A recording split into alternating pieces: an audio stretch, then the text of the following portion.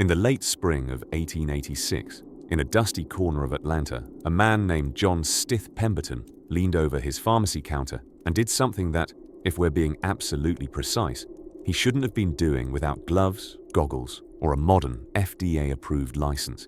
He invented Coca-Cola. Well, he didn't realize it was Coca-Cola. Not yet. To him, it was Pemberton's French wine Coca, a name that sounds like the sort of thing you'd whisper to a velvet curtain in Paris and then immediately get offered a secret menu. Here's what we know for certain. It had alcohol. It had sugar. And yes, it had a steady dash of actual coca leaf extract, which means, quite gently and precisely, it had cocaine. Now, before your heart taps History Channel emergency mode, be assured, no one thought this was shady in the 1880s. This was a time when you could walk into a general store, buy arsenic for your complexion, laudanum for your nerves, and castor oil for every single emotion in between. Pemberton, bless his southern gentleman heart, simply thought he'd made a tonic, a beverage that could soothe the ailments, brighten the gloom, and maybe briefly convince you that your boss wasn't a howling mongoose. People adored it. They drank it like it was the gospel in a bottle shaken up with soda water. And that first sip, well, let's imagine it together, shall we? You step into a Georgia apothecary in your finest high-collared shirt. Outside, horses clip-clop past awnings, fluttering in the golden heat. Inside, the air smells like chalk dust, cinnamon, and something mysteriously minty. A cheerfully mustachioed attendant slides a bubbly concoction across the marble counter. It fizzes with curiosity. You take a sip. First, the sparkle of soda tickles your upper lip. Then, a deep, earthy sweetness, not unlike molasses having a conversation with caramel in a Victorian sitting room. And then, the real magic. Your brain does a quiet somersault. Warmth spreads through your chest like you just got a hug from an old friend who also happens to be a pharmacist. You feel good. Too good. Like maybe it's time to invent a bicycle that folds into a briefcase, write an 11-act play about buttonholes, or finally confront your neighbor about that business with the runaway goat. Nobody rich or poor was immune to its charm. Clerks sipped it. Ministers sipped it. Ladies with gloved hands dabbed at their temples and proclaimed how restorative it was, just before sipping again. You see, Pemberton, wounded Civil War veteran, morphine addict, and part-time alchemist of beverages, was onto something. He was living in an age when everything tasted like despair or mustard plaster, and suddenly here came fun in a glass. But John wasn't just selling a drink. He was selling hope with bubbles. It's easy now, lounging in your 21st century blankets, to think of old-timey Coca-Cola as mythically outrageous. Howls of, "You put what in my what?" often follow when people learn it once contained cocaine. But in truth, it wasn't seen as scandalous.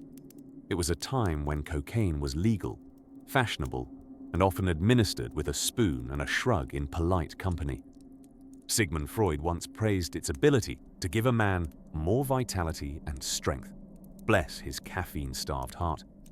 And for Pemberton, a man battling chronic pain, business woes, and the whispers of fading health, this glowing amber potion might have felt like salvation.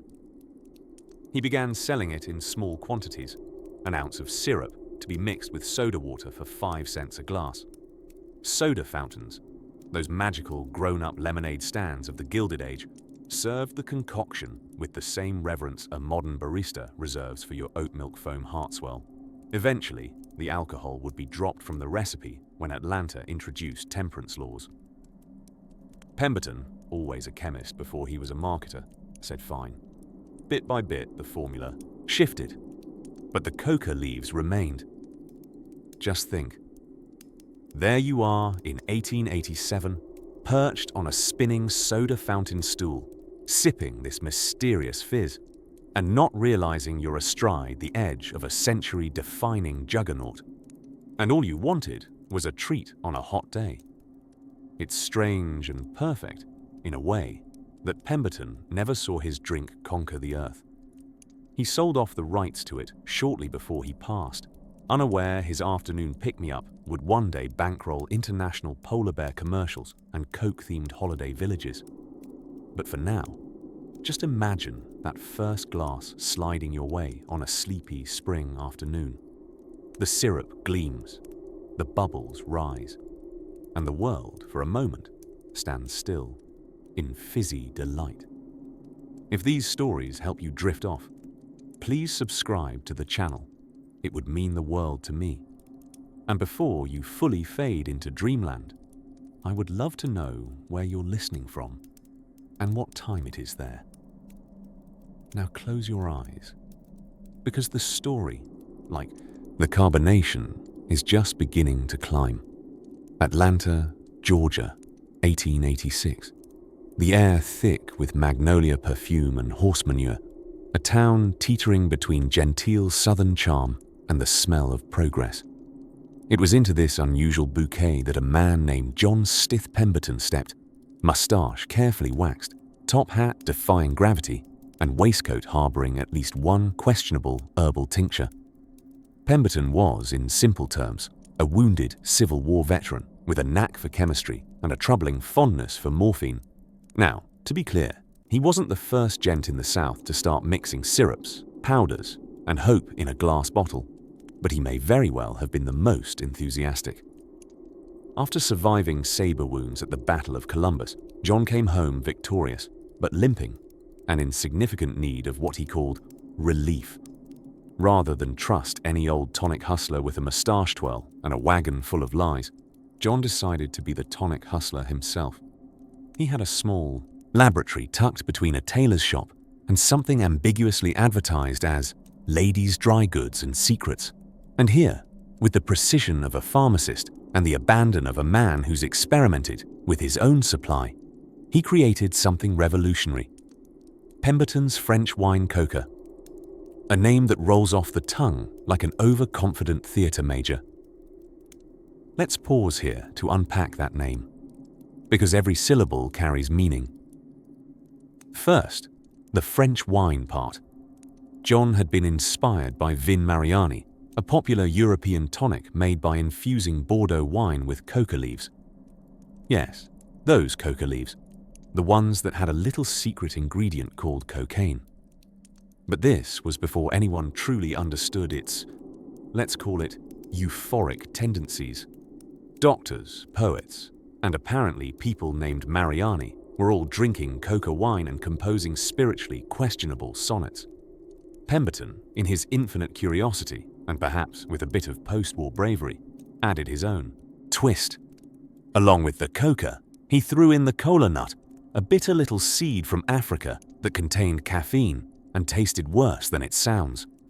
Cola is spelled with a K, of course, because spelling things phonetically was not yet fashionable. Then there was a dash of Damiana, an herb that was believed to be an aphrodisiac. Why not? It was the Victorian age. People were stuffing beaver oil into face cream and eating radium for breakfast. What Pemberton brewed smelled vaguely of spice cupboards and regret, shimmered dark like mahogany, and gave people the curious sensation of being ever so slightly divorced from worry. A few sips, and you might find your headache gone, your energy back, and your mood suspiciously elevated. As if the clouds had parted and a choir of slightly intoxicated angels had taken up residence in your bloodstream. Patrons at Jacob's Pharmacy, where the concoction was first sold over the soda fountain, described it as sparkling, invigorating, and mysteriously doing something to them. For a mere 5 cents, they could sip this bubbly blend of wine, coca, cola, and dreams from a chilled glass, delivered with the understated fanfare of a soda jerk in a white cap and eternal boredom. But not everyone was pleased. The temperance movement, a spirited gang of people who firmly believed joy should be alcohol-free and preferably flavorless, had started to take firm hold of Georgia. Just when Pemberton had gotten the wine balance just right, local laws began nudging his beloved French wine coca toward illegality. It was time for a pivot. And so, ever the tinkerer, Pemberton did what any enterprising Victorian pharmacologist would do when pressured by society. He replaced the alcohol with sugary syrup and sparkling water, and hoped no one would miss the wine too much. The resulting mixture, cheerfully effervescent and still brimming with stimulant cheer, was rebranded as the somewhat more sober Coca-Cola, a name practically singing with innocence if you didn't know any better. People took to it quickly. It danced on the tongue as if polite society had just loosened its cravat. Coca-Cola was billed as a temperance drink, which, if we're being honest, was rather like calling a raccoon a hairbrush. Yes, technically less problematic than wine, but still boasting a chemical lineup that could make a hummingbird sweat. Back in the lab, John Pemberton scribbled in his notebooks and sipped his creation. He knew he was onto something, but in true 19th century fashion, he likely didn't anticipate becoming a global brand. He only wanted to ease his pain, stimulate the mind, and perhaps retire before the next war arrived. As nighttime settled over Atlanta, with street lamps flickering and parlor pianos playing out of tune, Coca-Cola began its quiet conquest, one glass at a time. But of course, no good potion goes untweaked for long. Picture a summer afternoon in Atlanta, 1886. The air thick, with humidity, swaying magnolia branches, and the faint perfume of pipe tobacco and horse manure. Romantic, in an oddly sticky kind of way. Dreamlike even, until you step in it. Our protagonist, for the purposes of this episode, let's call him Silas, is a well-dressed, lightly perspiring gentleman with a spectacular moustache and just the tiniest bit of nerves. Silas is about to taste something brand new. No, it's not electricity. It's not the phonograph. It's better. It fizzes. It tingles. It contains cocaine, and nobody's upset about that yet. Silas opens the door to Jacob's Pharmacy, that whimsical temple of tinctures and tonics found on the corner of Marietta and Peachtree Streets, where dreams are bottled and counted by the ounce. The polished wood counter beckons, mirrored by rows of elixirs promising everything from vigor in the bedroom to cheerful bowels.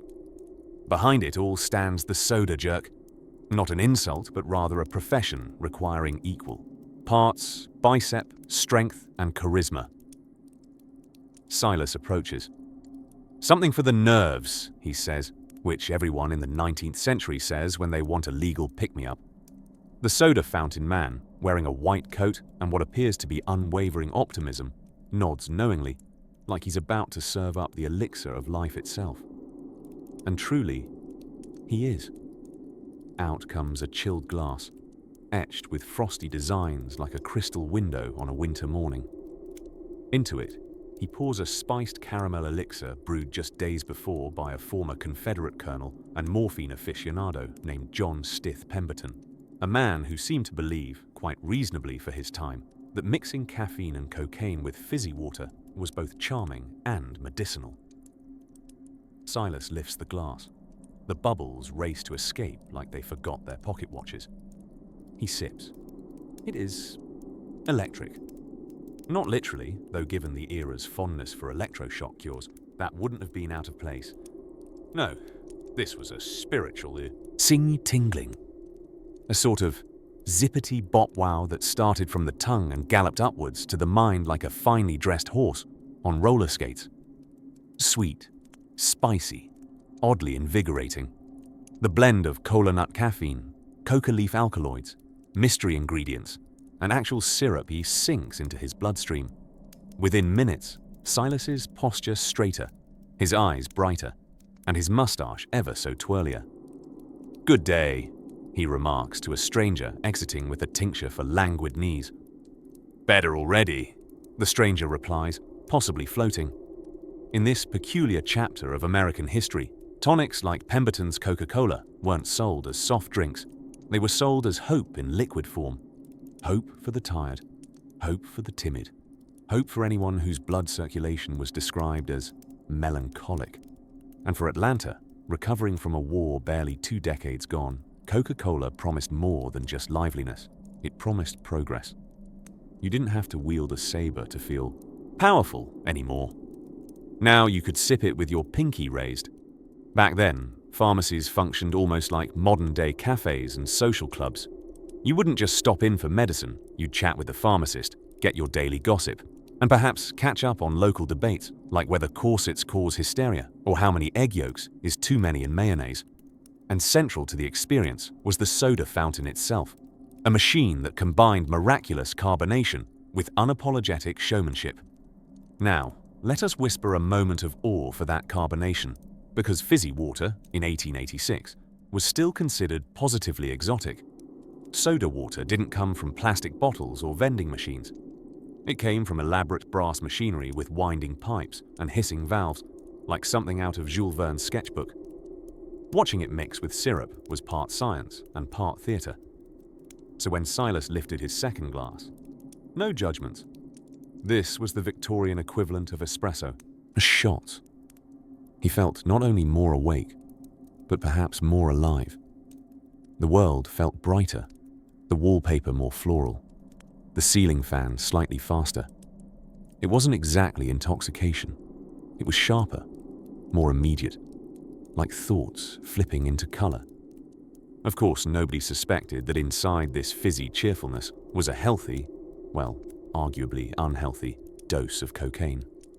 After all, coca leaves were seen as medicinal, promoting energy, focus, even digestion, which, to be fair, they did. It wasn't until decades later that the full implications of consistent coca leaf enjoyment began to raise delicate Victorian eyebrows. But for now, Silas's heartbeat had a little doo-wop jazz to it, and no one was asking questions. Instead, they were lining up, soda by soda, glass by glass. Hope was available by the ounce, and it tasted amazing. And so it was, on that hazy Atlanta afternoon, one fizzy revolution at a time, that America began to hum a little faster. Somewhere behind the counter, a soda jerk reached for another chilled glass. And outside, beneath the gaslight flicker of evening, the city pulsed faintly to the rhythm of bubbles and dreams. As the stars stretched lazily across the southern sky, we follow the fizz a little deeper, into what gave Coca-Cola its peculiar magic. In the quieter corners of post-bellum Atlanta, under the watchful shade of crooked oak trees and the sticky embrace of southern humidity, a curious sort of magic was stirring in glass bottles and soda fountains. It was the 1880s, and while the city still bore the soot and scars of the Civil War, a man named John Pemberton was far more concerned with bubbling syrups, reedy glass beakers, and an unfortunate little thing called morphine addiction. You see, dear listener, Pemberton wasn't just your run-of-the-mill Civil War vet.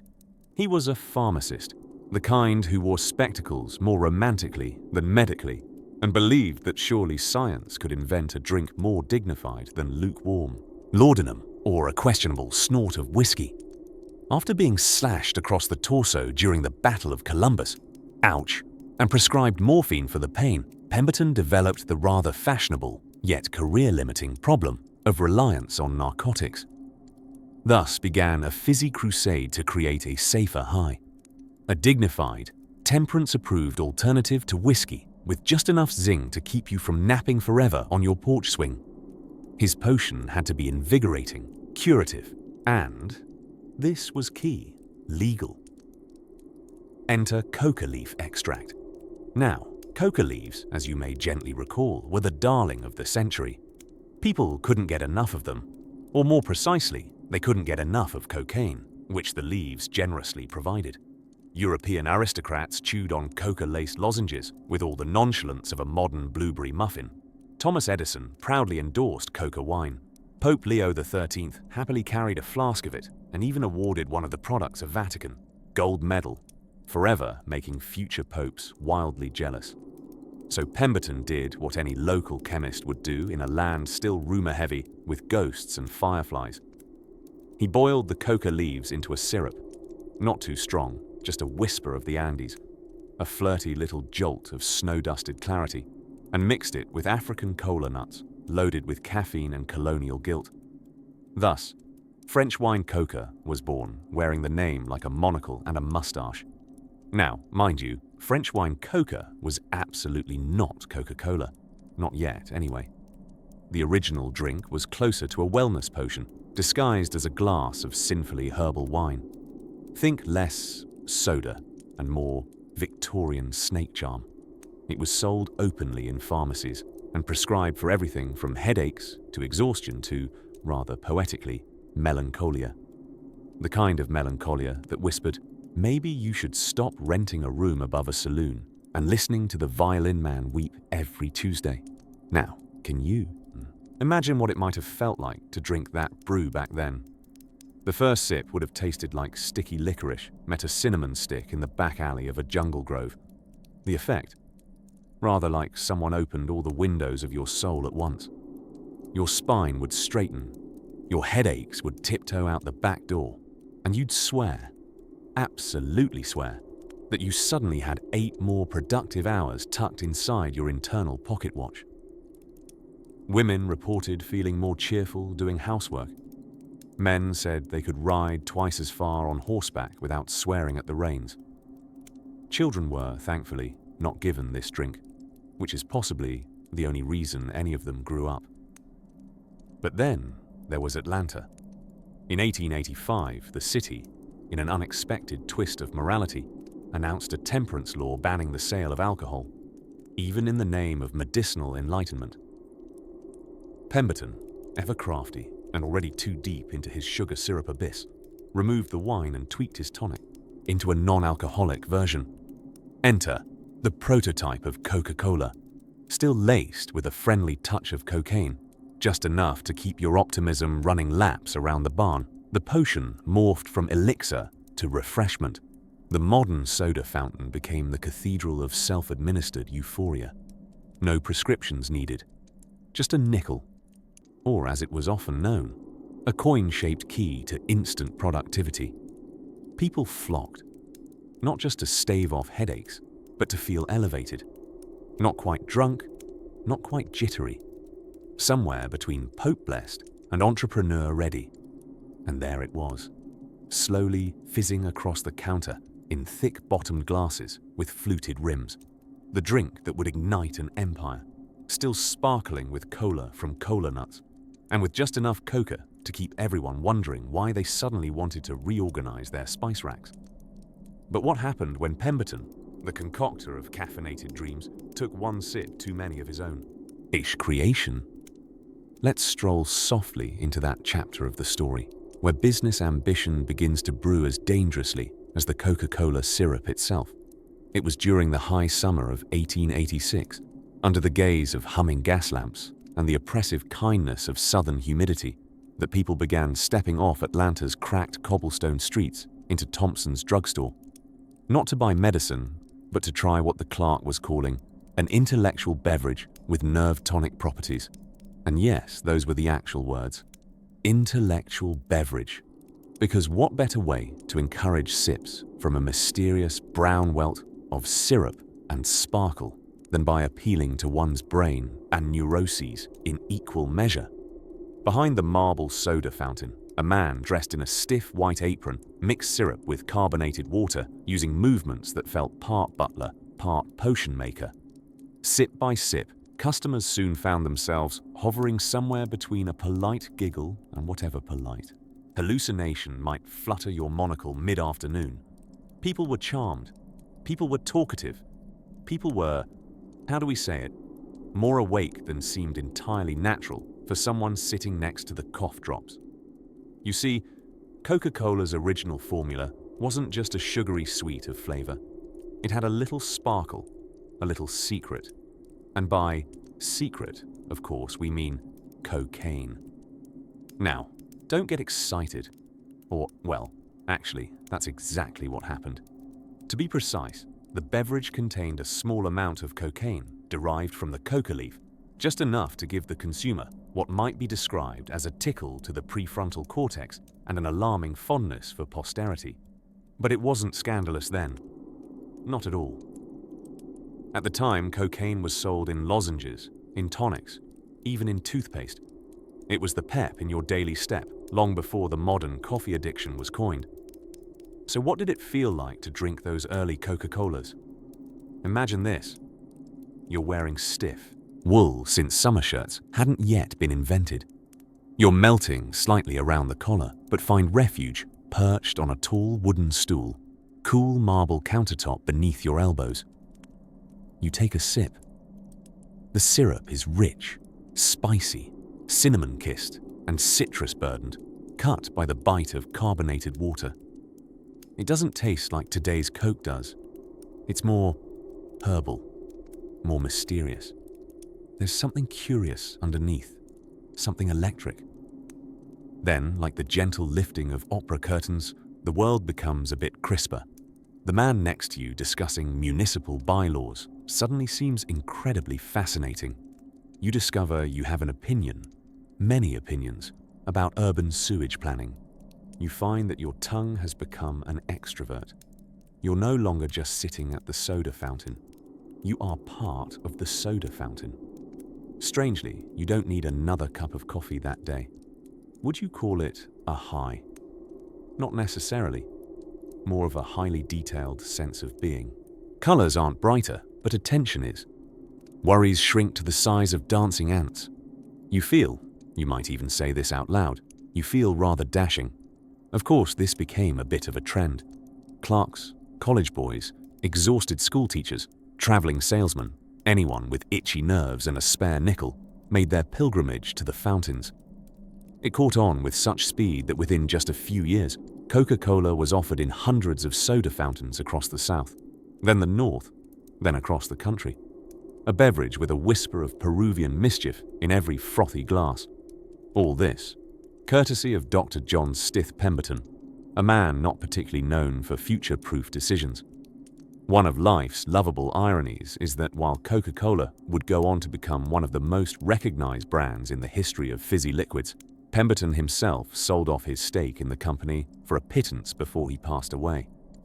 Perhaps he was a doctor, but clearly not an economist. There's something charming about these beginnings. No focus groups, no Instagram hashtags. Just a pharmacist with a mustache and over 7,000 nerve tonics to compete with, hoping that maybe, just maybe, his bubbly brain elixir might catch on. And catch on it did. So when people say Coca-Cola used to have cocaine in it, they're right. But they're also missing half the story. It wasn't contraband. It was fashion.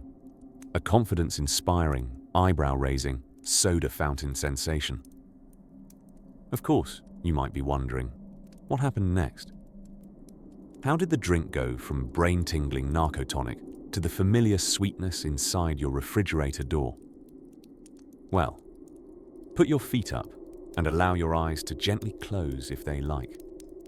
Because soon, we'll drift toward the moment when America's enthusiasm for thrilling beverages met the slow, stubborn rise of social reform.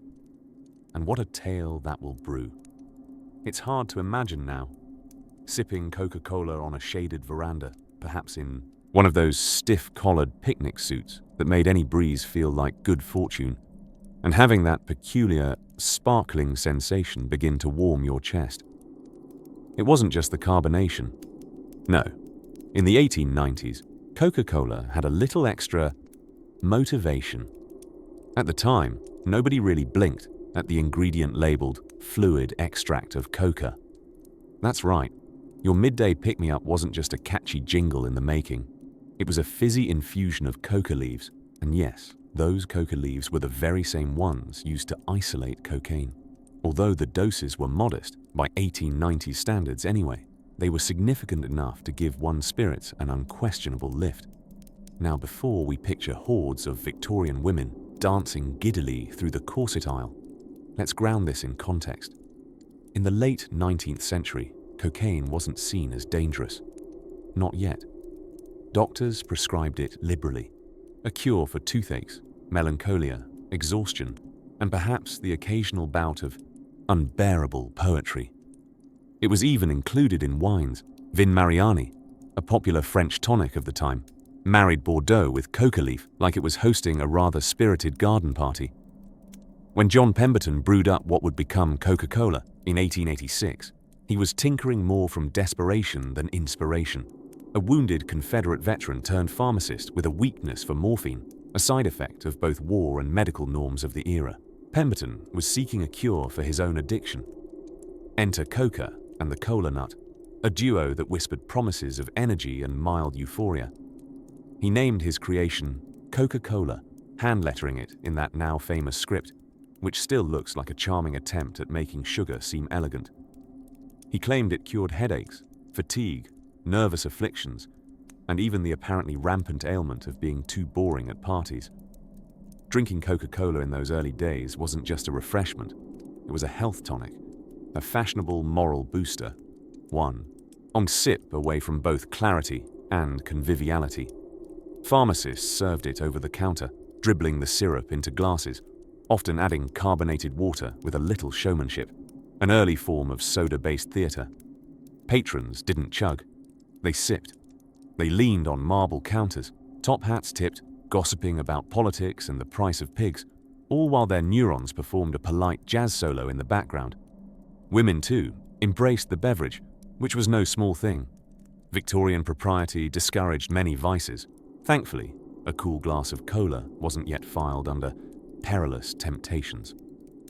Tea rooms and soda fountains became the respectable lounges for ladies wishing to flirt with frothy rebellion.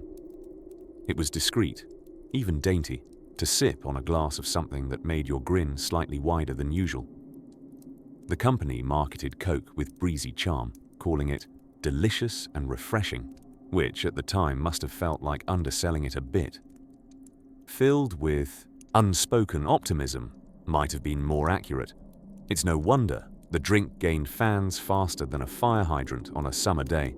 Still, not everyone was entirely oblivious. Some critics began to raise whiskery eyebrows. Was it really the sugar causing these joyful trembles? Or was there something a little more Bolivian about it? As public attitudes toward both stimulants and snake oils began to shift, the Coca-Cola company adjusted accordingly. In what historians might generously call a phasing out, and less generously call a legal scramble, they began reducing the cocaine content around 1903. By that time, enough whispers had grown into conversations about addiction, public health, and whether a beverage should give you the energy to reorganize your neighbor's toolshed at 2 a.m. But during those sweet, effervescent early years, drinking Coca-Cola wasn't just like taking a break. It was like stepping into your own personal vaudeville act, tap dancing ever so slightly, courtesy of the coca leaf buried deep in the syrup. And somewhere, behind the soda counters and their chrome fittings, behind the pressed napkins and sighing fans, America was quietly getting caffeinated, carbonated, and chemically enthusiastic about the future.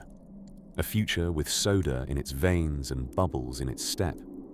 What happened next would flip the story.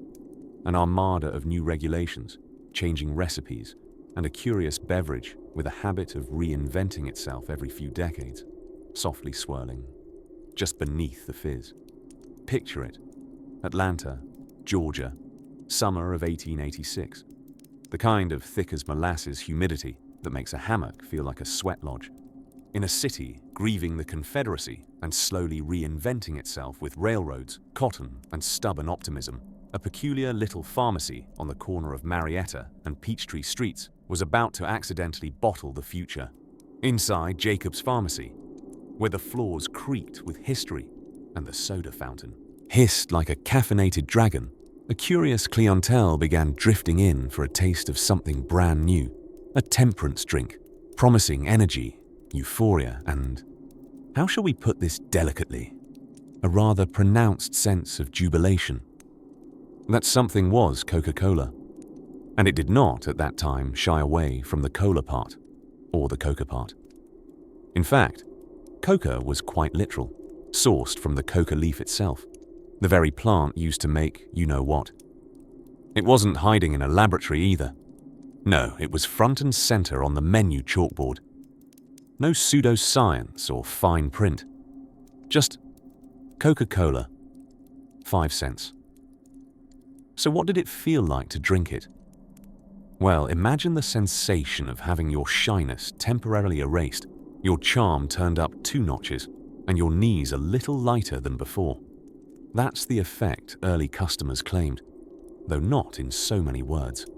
They simply kept coming back, again and again, some even twice in an hour, which in Victorian Atlanta didn't happen for anything that wasn't at least moderately scandalous.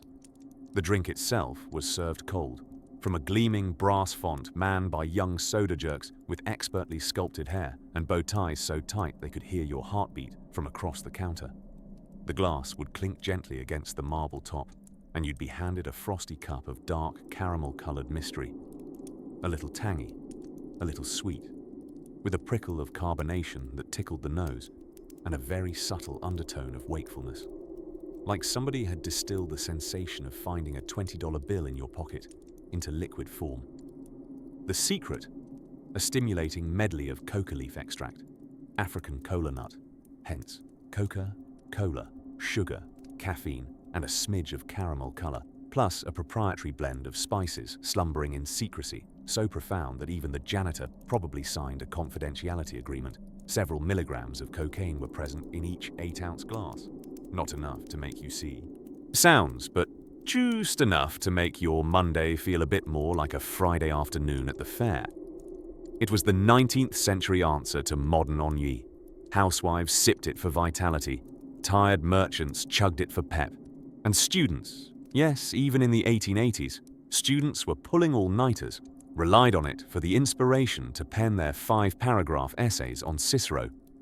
Now, this part is important. Nobody thought anything of it. This wasn't seen as illicit or reckless. It wasn't even seen as odd. Cocaine at the time was still enjoying a golden honeymoon in the pharmacology world. Sigmund Freud was penning love sonnets to the coca molecule, and surgeons were using it to gently coax patients into agreeable stupors. Even the Sears catalog sold pure cocaine by mail. It was, as they say, a simpler time. Simpler, and significantly more wide-eyed. The soda fountain, therefore, became the social equivalent of today's co-working space, Instagram feed, and emotional support animal, all rolled into one. People didn't just drink Coca-Cola, they congregated around it. They gossiped beside its fizz, flirted under its influence, and waxed philosophical about local politics with a confidence only chemically assisted charisma can provide. Some tittering elders whispered about it in church, mainly the Presbyterians, but widespread suspicion was muted by the simple fact that Coca-Cola made people feel quite good. Temporarily invincible even, the hunch of a long day smoothed out. Your neighbor's stories got significantly funnier. And that wobbly bicycle out front? Well, that thing practically begged to be ridden hands-free. One local tale even tells of a middle-aged banker who, after a second glass, attempted to invent speed-walking years before Olympic judges had the nerve to sanction it. He took off down Peachtree Street with such velocity and hip movement that bystanders thought perhaps his trousers were on fire. They were not. He was simply feeling refreshed. And so Coca-Cola, with its quiet little jolt of enthusiasm, wound itself into the rhythms of Southern life. Not yet bottled, not yet infamous, not yet king of global pop culture. It was still just a glass at a counter, a pleasant, unassuming way to trick the mind into thinking. Today went rather well, didn't it? And in that sleepy window between invention and empire, back when pharmacists were more wizard than scientist and customers were more curious than cautious, Coca-Cola was still a secret little joy. Next, we're going to take a closer look at how one peculiar marketing stunt helped turn this bubbly brew into more than just a drink, and why that involved a parade of hats, a camel, and a very loud brass band. In the softly flickering gaslight of an 1890s apothecary, nestled between cough elixirs and mysterious horse liniments, a new wonder was quietly revolutionizing thirst. Coca-Cola. And just to reiterate, yes, that Coca-Cola, the one that would, someday, be slurped through striped straws in drive-ins and sipped from aluminum cans during awkward middle school dances. But here in its infancy, the drink was a belle of both the soda fountain and the medicine show. making a name for itself one carbonated miracle at a time. Now, we should gently pause and acknowledge the particularly buzzy elephant in the room. Yes, early Coca-Cola really did contain actual cocaine. Not just a sprinkle, a decent dash, just enough to make a snoozy Victorian clerk feel like he could alphabetize every file in Georgia. Twice. But before the whole narcotics angle gives your dreams any ideas, it's worth knowing how incredibly ordinary that seemed at the time. In the genteel haze of the Gilded Age, cocaine was as respectable as a handlebar mustache. It was sold in lozenges, eyebrow pencils, tonics, and even, quaintly enough, children's toothache drops. It wasn't merely legal, it was fashionable. More scientifically exciting than dangerous, more modern than mysterious.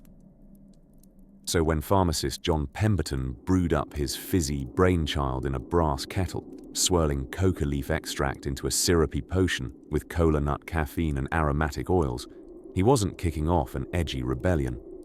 He was simply trying to invent something helpful. A pick-me-up. A gentle nerve tonic. The Gatorade of the Victorian invalid. Customers simply adored it. And not in a likes-to-stay-hydrated way. No, they adored it the way a Labrador adores bacon. A fair chunk of the adoration, it turns out, was likely fueled by the coca infusion, which danced through the bloodstream like a polite but very enthusiastic ballerina. Patrons reported boosts of energy, cheerfulness, even mild euphoria. One Atlanta stenographer said she could type 30 words faster after a lunchtime glass, a detail her manager noticed and promoted. Coca-Cola, the beverage that literally helped climb the corporate ladder. And the setting for this bubbly marvel was none other than the soda fountain, America's version of the Roman Forum, but with fewer togas and vastly more vanilla syrup. These fountains existed inside drugstores, lending a peculiar but charming visual. A man in a bowler hat sipping a pleasantly narcotic drink 5 feet away from someone buying ointment for goat bites. Soda fountains weren't just dispensaries of strange beverages. They were social epicenters. A place where young couples twirled awkwardly toward each other over phosphate sodas, and elderly gentlemen shouted about Roosevelt over root beer floats. In that space of carbonation and conversation, Coca-Cola found not only its footing, but its fan base. It helped, of course, that Coca-Cola's advertising waved its perky little banners across every available surface. Labels boasted health benefits in fonts too optimistic to argue with. It was delicious and refreshing, a valuable brain tonic, and offered relief from mental and physical exhaustion, which, to be fair, it probably did. Temporarily, at high velocities. As sales exploded like a soda burped without warning, Asa Candler, a pharmaceutical entrepreneur with the foresight of a caffeinated Nostradamus, snatched up Coca-Cola's rights and began bottling its success with the clinical focus of someone who'd smelled both the money and the merchandise. Under his stewardship, Coca-Cola fizzed out of Atlanta and into the national consciousness like a parade of syrupy optimism. But not everyone was fizz and giggles about it. Health reformers, ever unimpressed by fun, began raising their sensible eyebrows. The temperance movement, already up to its knees opposing alcohol, started casting nervous glances at beverages with unusually giddy patrons.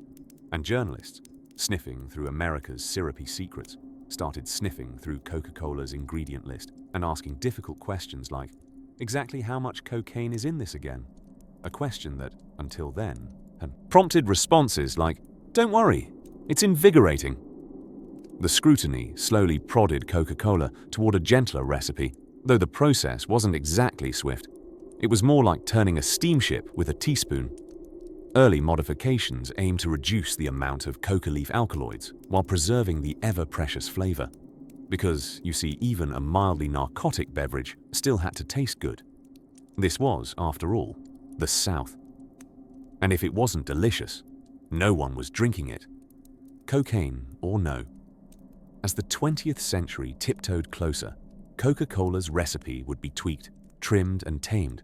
But for this delicate moment in the 1890s, it existed in a golden, bubbly limbo.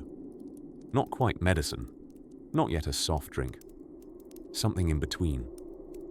A fizzing paradox in a fancy glass, capable of both soothing your nerves and lighting them on fire in the same sip. And as the last gaslight flickered in the back of that apothecary, and the soda jerker wiped down the marble counter, with a rag that definitely hadn't been washed since Cleveland's first presidency, the clink of glasses told you everything you needed to know. The world had found something addictive, all right. But perhaps it wasn't the cocaine. It might have just been the taste of something brand new. And speaking of taste, in the next room over, beneath murals of happy cherubs and advertisements promising beauty in a bottle, another curious potion was being formulated, with just as much ambition and, arguably, even stranger ingredients. In the late 1880s, if you wandered the humid streets of Atlanta and stepped into a pharmacy with squeaky hardwood floors and the faint smell of camphor, you might be offered a strange little tonic crafted by a man with a flair for both chemistry and confidence. His name, John Stith Pemberton, a Civil War veteran with a sword wound and a morphine habit, who had decided, quite sincerely, that the world deserved a better beverage. Back then, what we now call soda fountains were actually kind of the Starbucks of the Victorian South. Social hubs with marble counters, brass taps, and enough carbonated elixirs to raise your eyebrows and possibly your blood pressure. You didn't grab a Coke in a plastic bottle and hop in your car.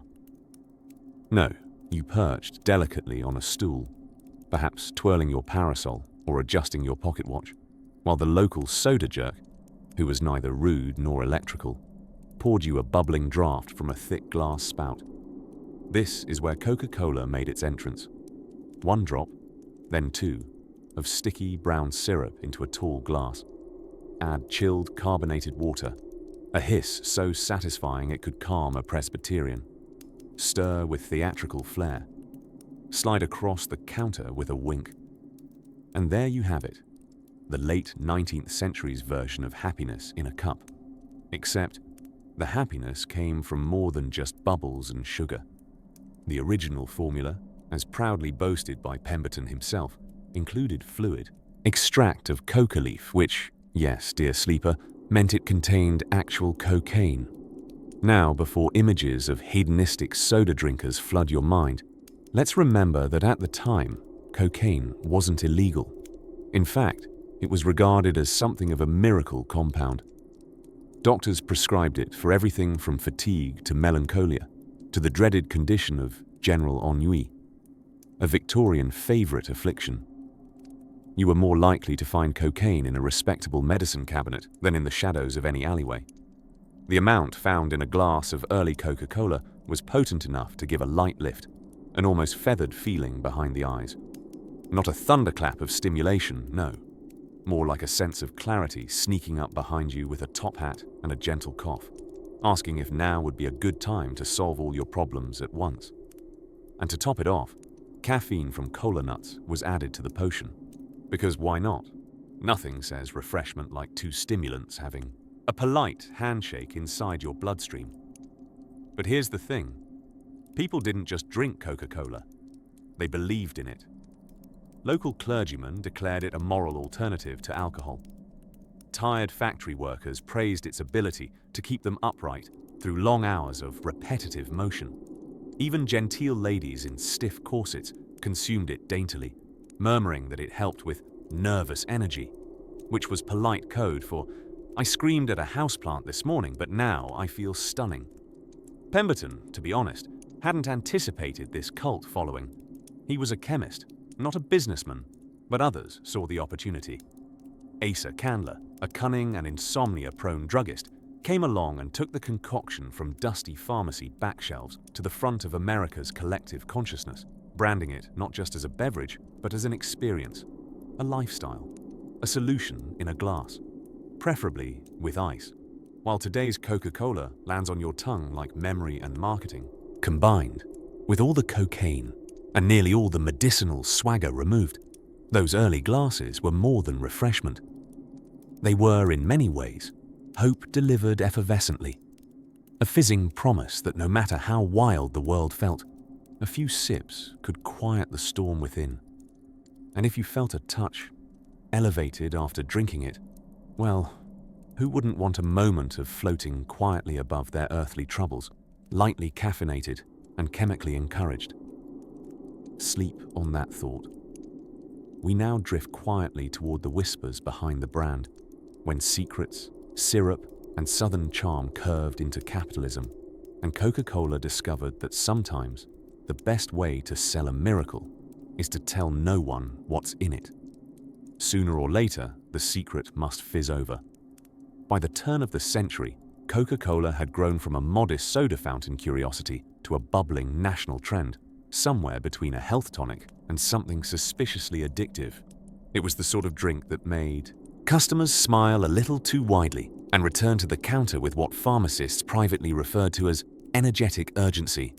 And yet, no one seemed particularly concerned, not even the soda jerks, who, despite their name, were simply too polite to mention that their most frequent regulars occasionally forgot why they entered the pharmacy in the first place. Back then, sugary drinks didn't come in aluminum cans with barcode labels and corporate apologies. Instead, one would saunter into a soda fountain, which looked like a marble-topped altar to the gods of refreshment, manned by a fellow in crisp white, ready to dispense miracles with a pump, a puff of carbon dioxide, and a flick of the wrist.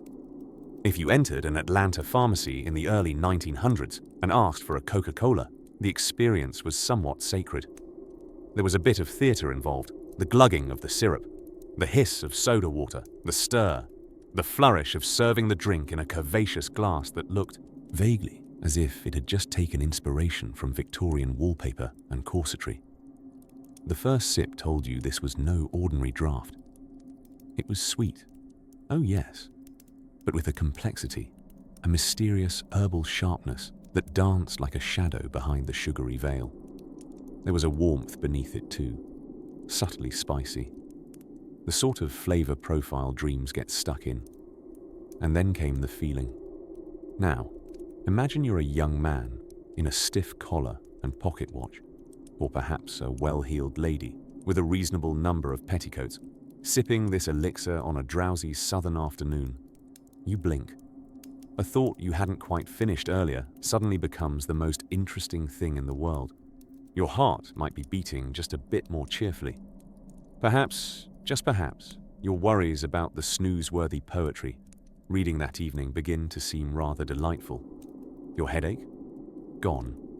Your motivation? Surging. Your ability to notice the intricate detail pattern in the wallpaper? Astounding. What you would not know, unless you had reason to go poking through Dr. John Pemberton's original ingredient list, perhaps filed between a receipt for coca leaves and a note to buy more morphine, is that you, dear time traveler, would be gently buzzing on a modest tincture of cocaine. Not a party trick, not a drug bust, just about 9 milligrams per glass. A sprinkle, a whisper, enough to flatter your nerves, tickle your ambition, and make a tedious Sunday feel like destiny was finally taking your calls. It was an age of optimistic quackery. Many tonics contained opium or alcohol, or more questionably spelled ingredients like pepsinized radish elixir. Medical standards were looser, and the line between remedy and recreation was essentially crossed by everyone, every afternoon. And while Coca-Cola did not contain alcohol, thanks to the temperance movement's growing disapproving eyebrow, it did thrive on the exotic thrill of two notorious plants. Coca, from the hills of South America, and cola, from West African trees. The coca gave you that delightful pick-me-up, a wakeful brightness, very helpful for, say, pretending to enjoy your job as a 12-hour telegraph operator. The cola, meanwhile, offered a respectable caffeine kick, centralized almost entirely in your forehead. Together, the duo was the acoustic folk band of stimulants, charming, invigorating, and slightly misunderstood by polite society. For decades, this wasn't odd. It was Tuesday. But even as Coca-Cola's popularity soared and its secret formula became a point of national speculation, whispers began circling. Whispering as they tend to do in white halls with stethoscopes and frowning senators. Cocaine, it seemed, did not belong in one's recreational fluids. Or at least, it began to feel less appropriate once the progressive era came knocking on America's glass doors, wielding clipboards and a sudden interest in labeling things properly. By the 1910s, the composition of Coca-Cola would begin to change in quiet ways as the company gingerly navigated new food laws and cultural frowns. The cocaine content was reduced and eventually hush-hushed out, like a lively dinner guest who'd slightly overstayed. But that's a tale for another gently bubbling moment. For now, imagine one final sip, the glass sweating in your hand, the fizz tickling your nose, the taste bright with far-off jungle leaves and cola nut daydreams. The sweetness lingers, the edge softens, and the world, ever so quietly, starts to spin just a little more kindly than before. As night settles, let us drift forward to the moment this potent elixir faced its first real reckoning, with scientists, senators, and a small but formidable campaign from a pair of sensible glasses and a serious mustache. By the time the bubbling miracle elixir known as Coca-Cola was swirling in soda fountain glasses across America, the lines between medicine, recreation, and a respectable Wednesday afternoon pick-me-up had grown delightfully blurry. It was a peculiar moment in history when people wore corsets to improve their health, but routinely consumed cocaine in a carbonated beverage for digestive health. One could argue that everyone involved in this chapter of the Coca-Cola story was just trying their best, with enthusiasm, optimism, and only mild heart palpitations.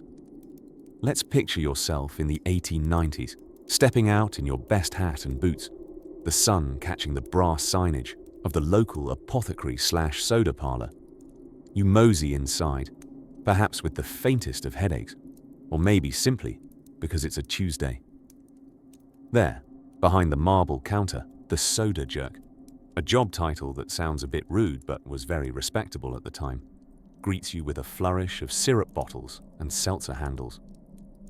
Something to lift your spirits, he might ask, quite literally. Indeed, you reply, feigning anguish. My nerves are quite untrustworthy. Ales today. Without hesitation, he pours a generous squirt of dark syrup into a tall glass and tops it off with a volcanic hiss of carbonated water. One stir with a long metal spoon, and voila, Coca-Cola, the beverage that promised to cure all nervous affections. Now, what did it taste like back then? Well, reasonably close to today's version, if slightly less refined, with faint notes of caramel, cola nut, and exotic leaves. But the bigger difference wasn't on the tongue, it was in the brain. Or more precisely, in the bloodstream. This early Coca-Cola contained not one, but two stimulating ingredients: caffeine, which we've all made peace with, and a microdose of cocaine from coca leaf extract, which society eventually agreed to dial back a bit. But let's not get ahead of ourselves. Back then, no one winced at the word cocaine. In fact, it was fashionable. Doctors recommended it for everything short of forgetting your mother-in-law's birthday. Sigmund Freud was a fan. He even prescribed it as a treatment for, well, nearly everything, including ennui. So when Coca-Cola advertised itself as a valuable brain tonic and cure for all nervous disorders, no one blinked. They raised their glasses. Patrons claimed they felt brighter, more energetic, ready to take on the bustling world of telegrams, trolleys, and monocle polishers. If you were a housewife managing the dozen demands of domestic life, a Coca-Cola might help you chase away the fog of fatigue.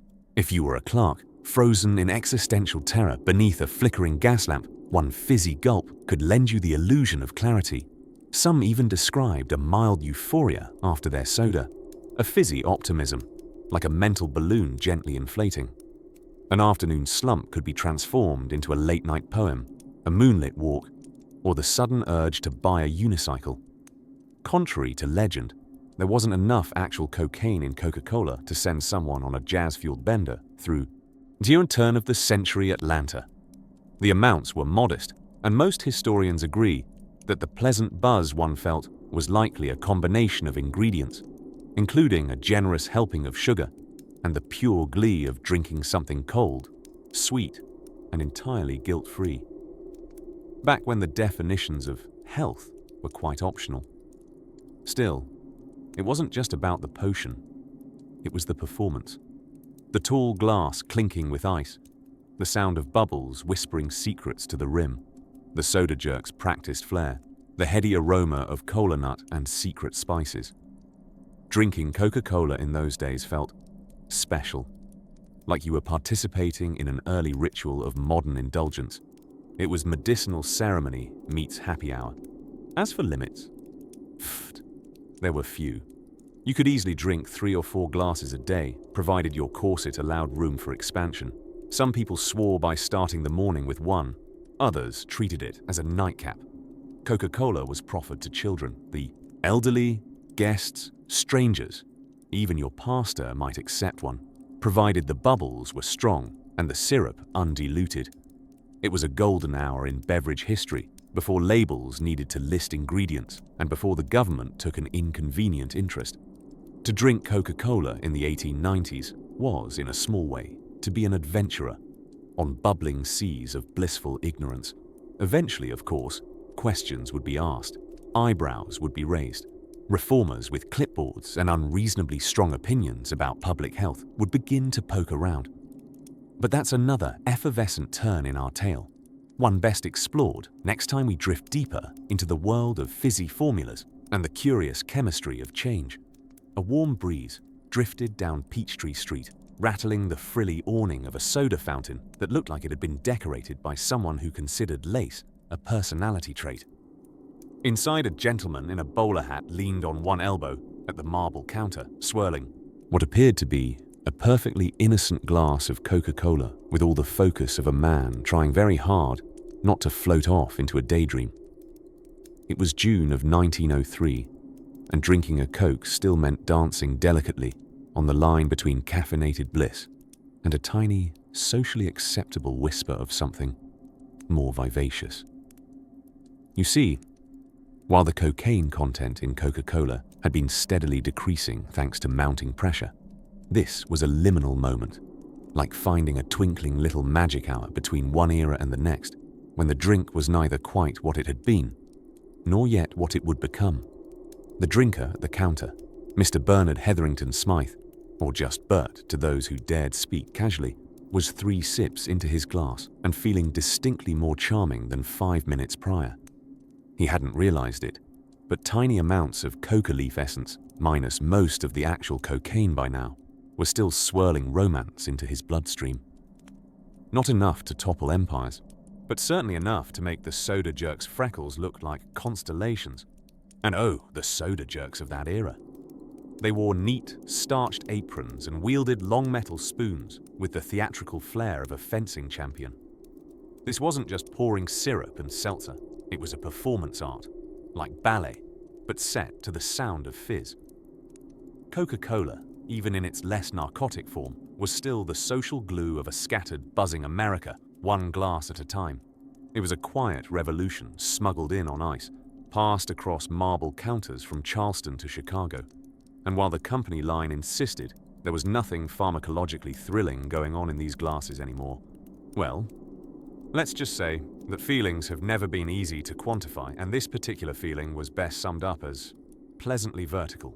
Back rooms of pharmacies were often the unofficial lounges of the wide-eyed amateur philosopher and the unaccompanied piano tuner. These soda counters became the place for gossip with extra bubbles, legal debates, accidental romances, occasional impromptu polka solos, all soaked through with Coca-Cola. Consumers of the day drank it for headaches, low spirits, female troubles, and an unflagging belief that all of life's problems could be solved by a fizzy beverage with a nodding acquaintance to a South American plant. Even clergymen, so often the final frontier for indulgence, tended to consider it a moral upgrade from demon whiskey.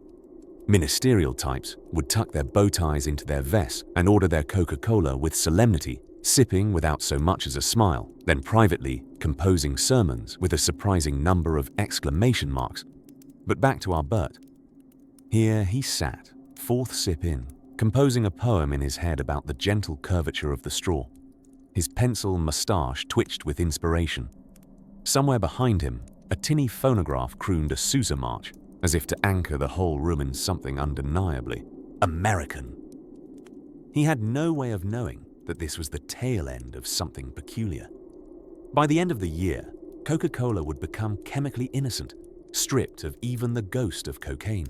The coca leaf would be rigorously decocanized in a New Jersey facility that rather unpoetically would come to specialize in legal alkaloids. But for now, in this sun-dappled corner of pre-modern Atlanta, Bert sat with one elbow resting on the counter, eyes drifting toward dreams. He imagined writing a love letter, not to a person, but to the soda itself. "Dearest effervescent muse," he'd open, "in your bubbles I have found the meaning of Thursdays."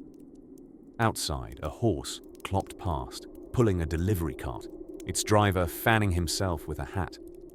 Inside, Bert finished his drink and tilted the empty glass thoughtfully, as if trying to read the future in the syrupy residue. And just as the soda jerk winked and slapped the counter with a towel, Bert stood up softly, lighter on his feet than reason could defend. History doesn't often pause here in the in-between moments.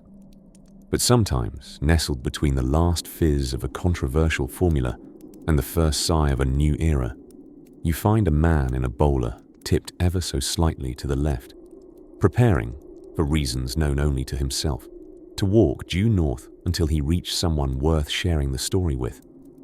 And so, with the evening cooling over Georgia and the squeaky hinge of the soda shop's screen door closing behind him, Bert stepped into a world just beginning to change. And perhaps, dear dreamer, if you listen softly enough, you can still hear the fizz. It was around this time that Coca-Cola began slipping past the velvet ropes of medical respectability and into the more democratic realm of soda fountains, not unlike a well-dressed partygoer sneaking from a stuffy dinner party into the real fun happening out by the punch bowl.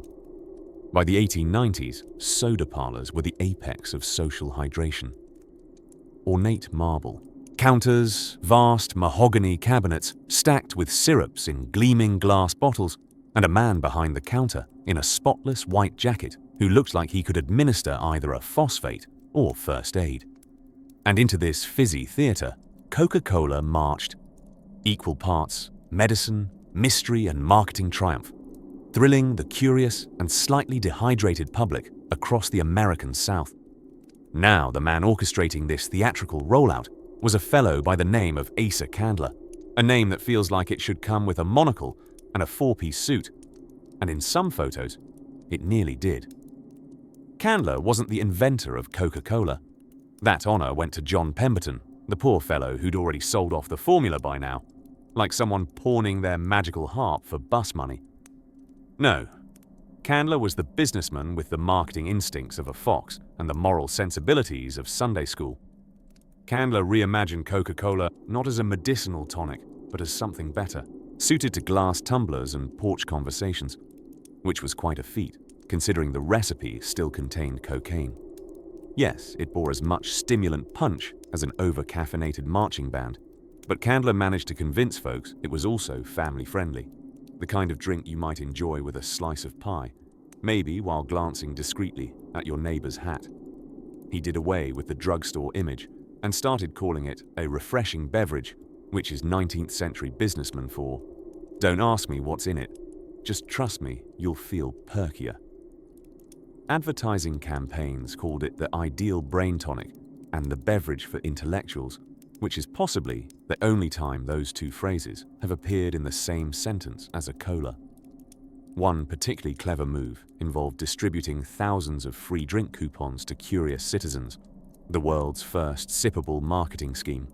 People lined up at fountains to try it, then wondered why they suddenly felt like taking up tap dancing or renovating the barn. And rather than being alarmed, they came back the next day for more.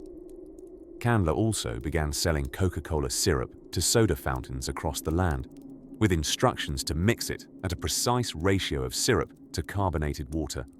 Of course, soda jerks, being only human, if highly stylish humans, some made it stronger than others.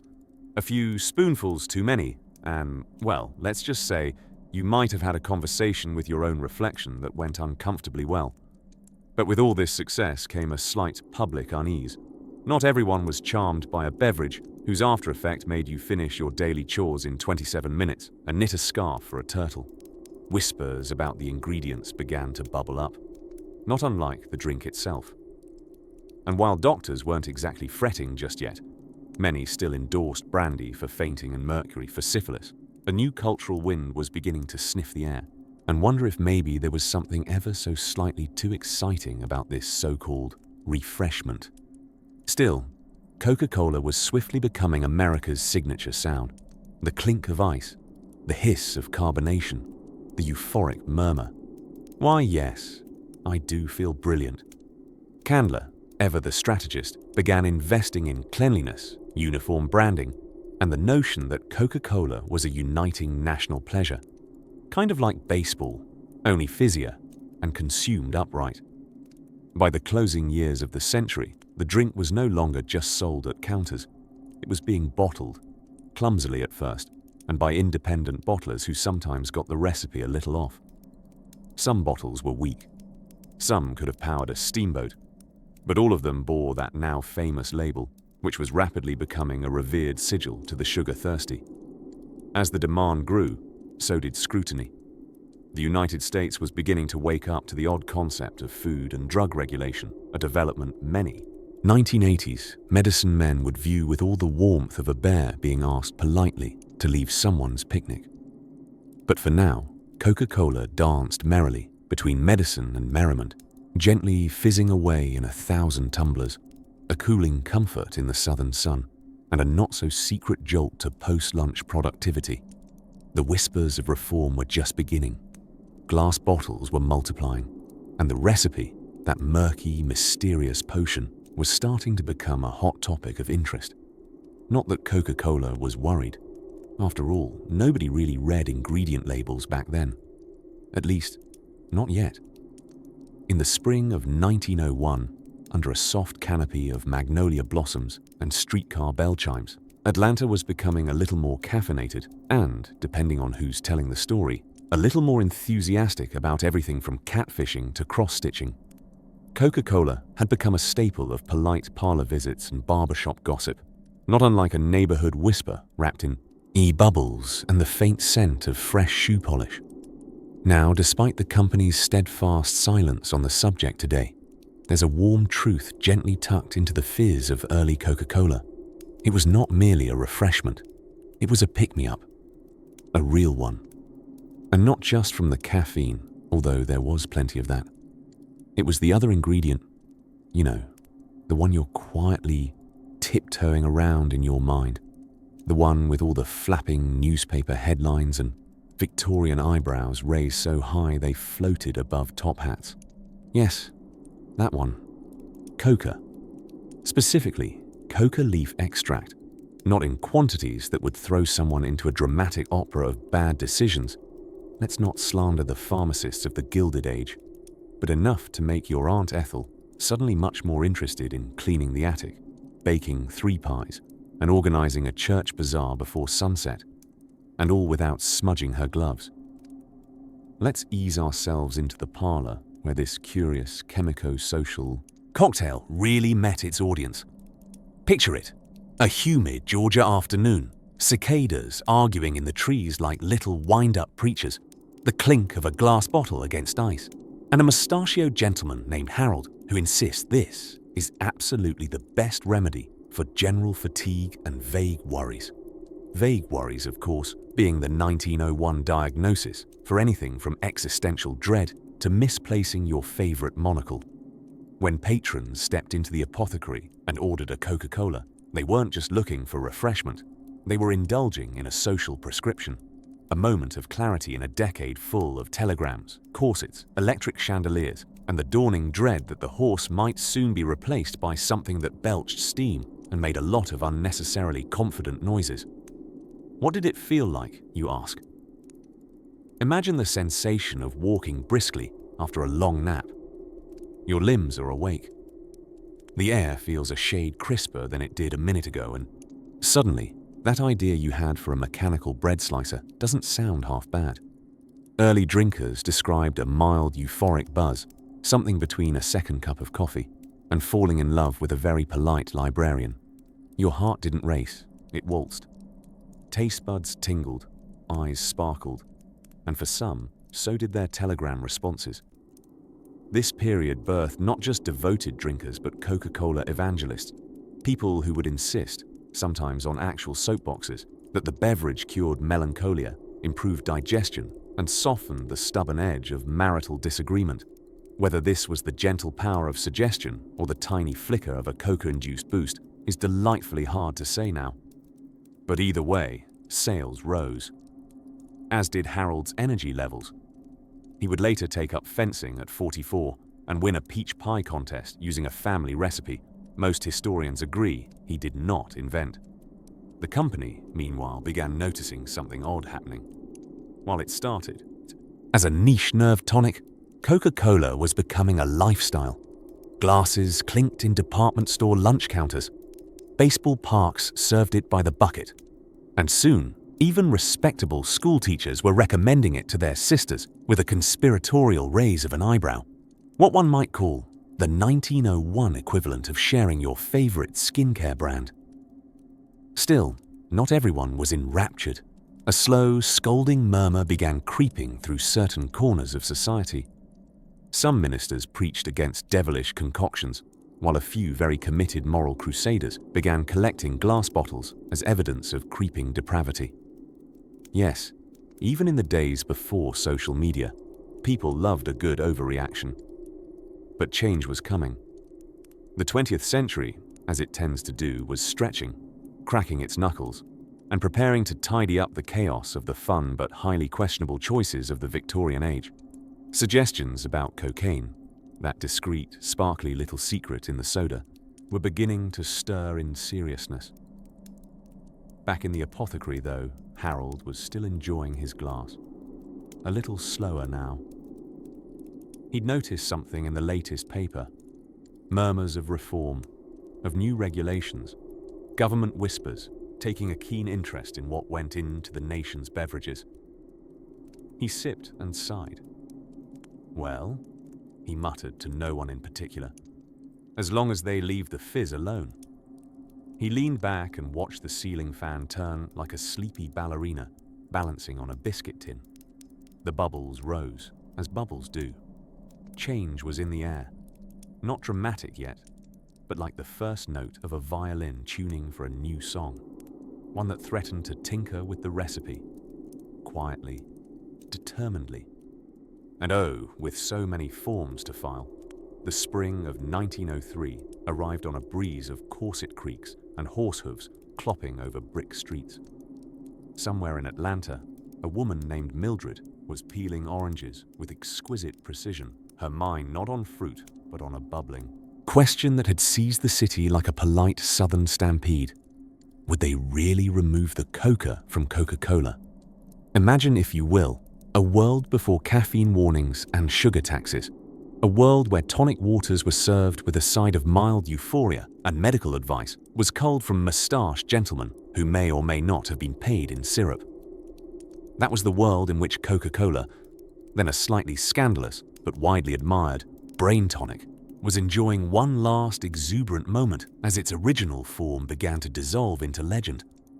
People weren't marching in protest, not quite, but there was a subtle, fizzy tension in the air, as if folks weren't sure whether to pour a glass or hide it under the sink. You see, the drink still contained a whisper of its original botanical inspiration, coca leaves, the same botanical building block from which naughty little molecules like cocaine emerge. Now rest assured, the amount of actual cocaine in a standard bottle of early Coca-Cola by 1903 had dwindled to what historians tenderly call trace amounts, the molecular equivalent of one violin playing faintly in the back of a marching band. But that single violin, no matter how soft its serenade, had caught the attention of concerned citizens, reformers, and more than one nervous pharmacist blinking through pince-nez glasses. The temperance movement had shifted from merely discouraging whiskey to side-eyeing anything that made you feel overly good. Public health reform, racialized fears, and shifting social norms all played their part in the growing pressure on Coca-Cola to clean up its act. The drink's creator, John Pemberton, was long gone, having exited the world with a moustache more memorable than his financial success.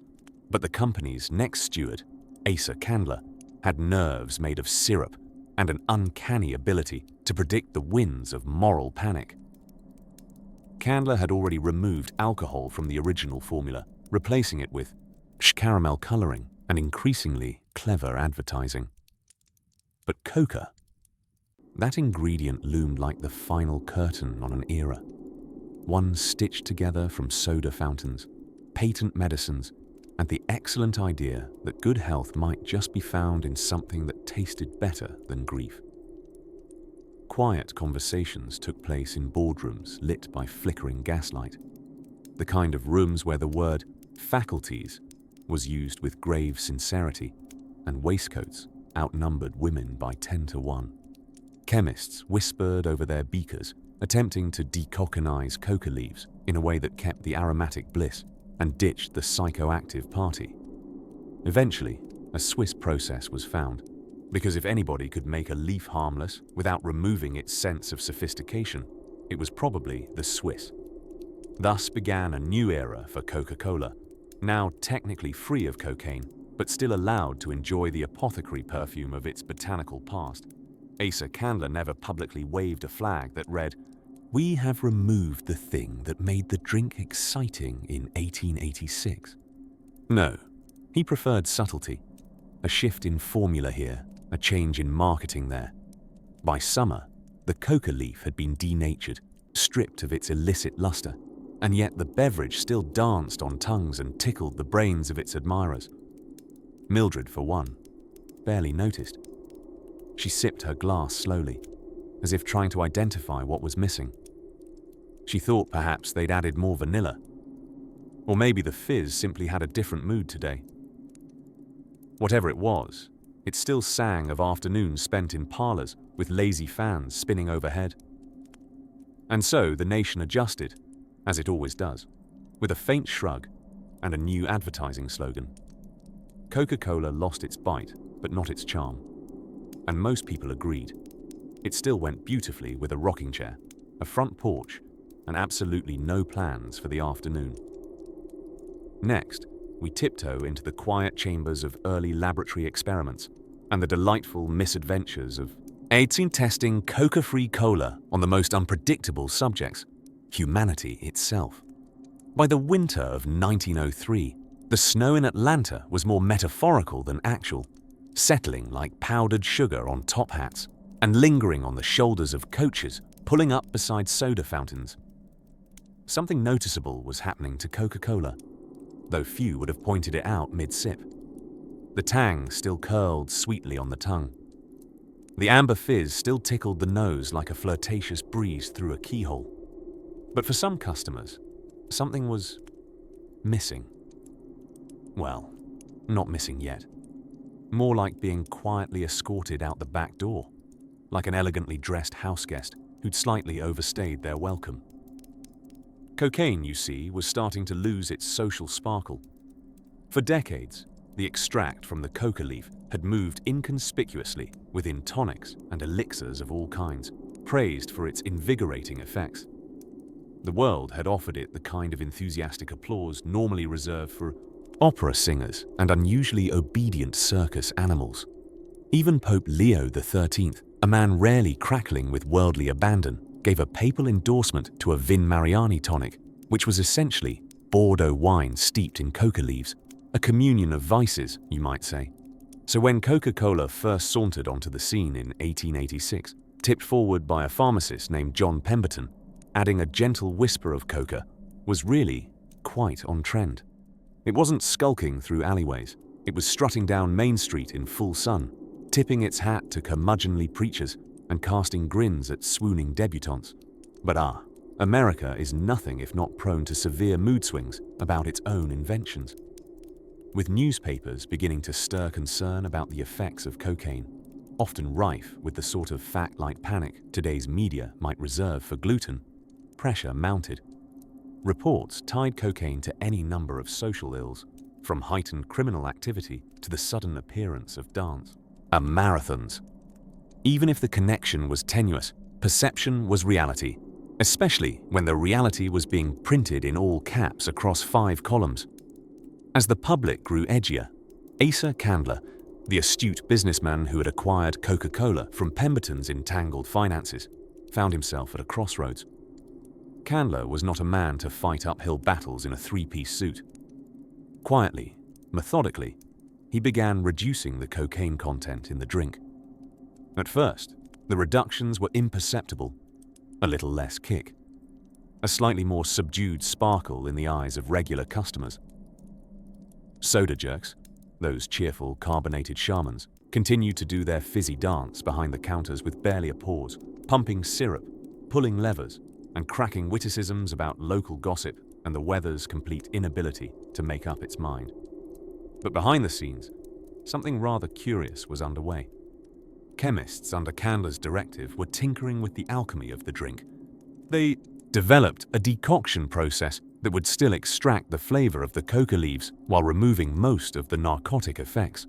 A kind of ghost cocaine, if you will, present only in fragrance and memory, like a perfume carried off by wind. At no point did the company publicly trumpet this change. There was no campaign of, now with 40% less questionable euphoria. Nope. The transition was silent as a polite cough in a Victorian parlor.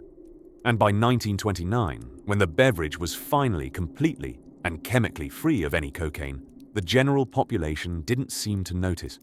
Or they were too busy being flattened by the roaring 20s and their accompanying jazz, speakeasies, and economic complexity. To fall asleep inside the mind of an 1890s Coca-Cola drinker, one would nestle into a world where beverages came with backstories more dramatic than most operas. It wasn't just a soft drink, it was a tonic, an elixir, a mood in a bottle. You didn't just sip it, you experienced it, often while leaning on a beveled marble counter and pretending to be less awestruck by the bubbling tap than you actually were.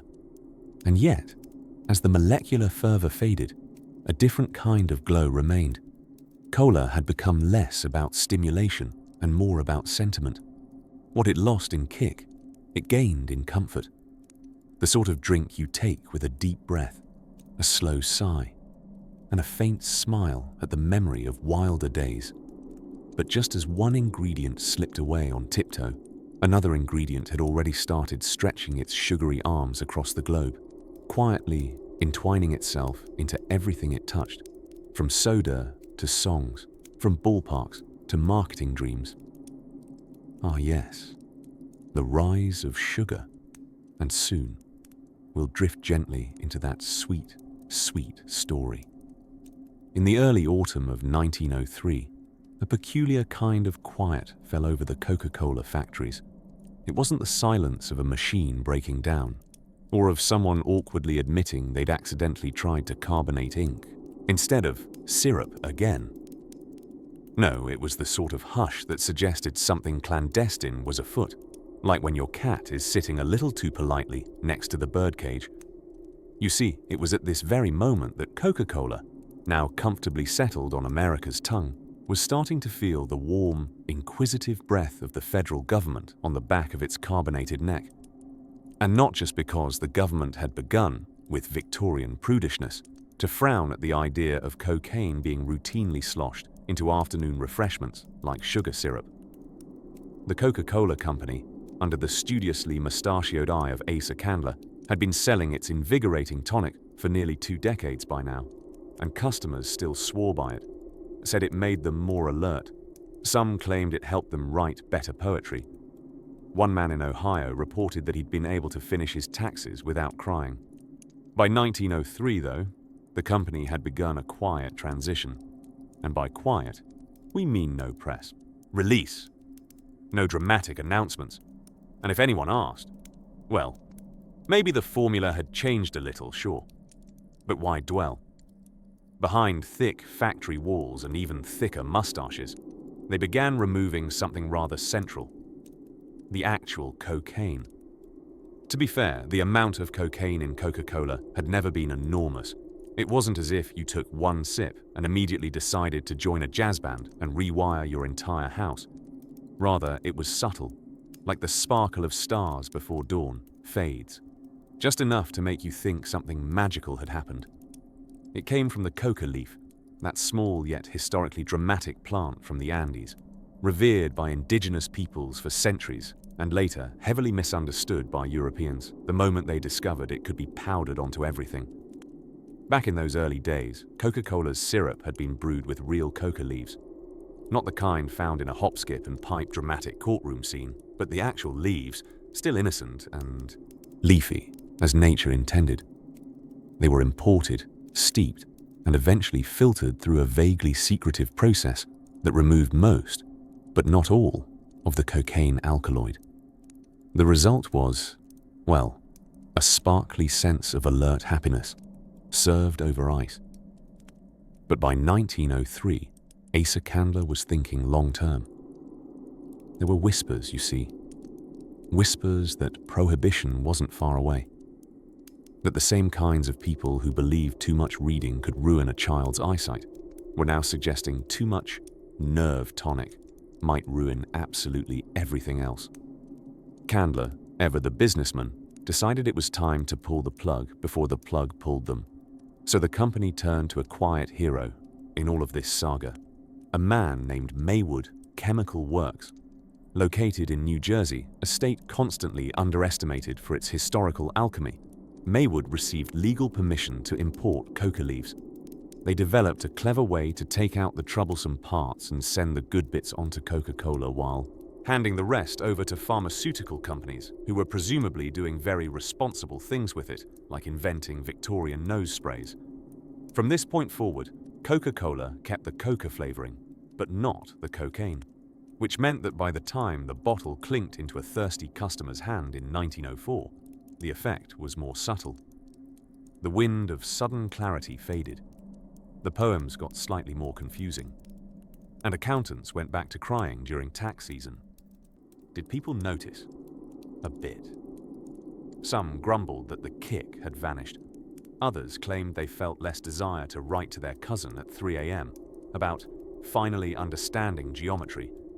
But for the most part, Coca-Cola's charm endured. After all, it still had caffeine.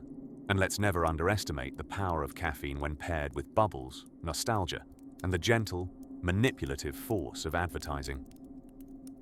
So the world kept sipping. Children still watched the fizz rise like fireworks in snowy glasses. Drugstores kept selling it beside hair tonic and cough drops. And those in the know gave one another the occasional knowing nod, as if to say, "Ah, yes. I remember when it had a little more pep." Next, we'll drift through the strange, syrupy halls of Coca-Cola's legal battles, where chemistry met courtroom, and lawyers had to learn how to pronounce alkaloid without blushing. By the time the 1890s reached their jazzy crescendo, Coca-Cola had gone from a pharmacist's curiosity to a national habit with bubbles. And nestled deep within that pep in a glass was the secret that everyone sort of suspected, but no one could quite pin down. Our fizzy friend was still carrying a little something extra from its leafier days, namely, coca. Yes, the very same plant that moonlights in darker headlines today. But back in those ruffled collar days, it was more tonic of the age than tabloid scandal. People weren't exactly lining up in back alleys to chug it, mind you. They were sitting primly in soda fountains under marble countertops, delicately sipping through glass straws as gaslights flickered above their heads like sleepy fireflies. The experience wasn't wild. It was wondrously middle class. A genteel jolt of alertness, like the feeling you get when you realize you're walking briskly because you really like your new shoes. The truth was the coca content in Coca-Cola had subtly diminished over the years, mostly by legal osmosis. As cities grew and science tiptoed its way through the Victorian fog, questions about the exotic ingredients in nerve tonics began prancing politely into courtrooms. The beverage that had once boldly marketed its coca credentials was now being described with carefully measured euphemisms, a certain stimulating property, a phrase that manages to say everything and nothing, all at once, with the same guilty charm as a house cat on a shattered vase. Still, in those final years before complete decocainization, as it's rather clunkily known in the scholarly world, but still a delight to say aloud, drinkers reportedly felt quite good. Not wild party out of a Zeppelin good, more like I suddenly have the fortitude to rearrange my furniture good. Clerks typed a little faster. Grandmothers dusted with philosophical purpose. Debutantes tried on hats with decisive flair. It wasn't a high, so much as a highly agreeable disposition. And then there were the headaches, as in the lack of them. Oh yes, Coca-Cola wasn't just a pick-me-up, it was a put-you-right. This was the age of tried everything from vinegar to leech's medicine. So when something bubbly, brown and vaguely exotic made your headache vanish without requiring bleeding or poultices, you remembered it. Fondly, possibly with a small altar in your parlor. But all of this happened amid a great and growing contradiction. See, at the very moment soda fountains were bubbling with delight and genteel euphoria, American society was becoming increasingly alarmed about just about everything. Coffee, immigrants, jazz, long skirts, short skirts. The air was thick with moral concern, usually wafting from someone named Reverend something something. And as the national gaze turned towards substances with difficult names, the Coca in Coca-Cola began sticking out like an ill-mannered monocle. Enter the Pure Food and Drug Act of 1906, one of the gentler daggers of progressive reform. Designed to save the public from dangerous additives and false claims, it mostly ended up rebranding snake oil as now with 20% fewer snakes. Still, it was a warning shot to corporations, and Coca-Cola's executives heard it loud and clear, especially the bit about not selling habit-forming substances in pretty glass bottles to the unsuspecting daydreamers of America. Behind closed doors, chemists got to work, the kind of stoic, serious-minded men who wore bowler hats indoors and had magnificent mustaches.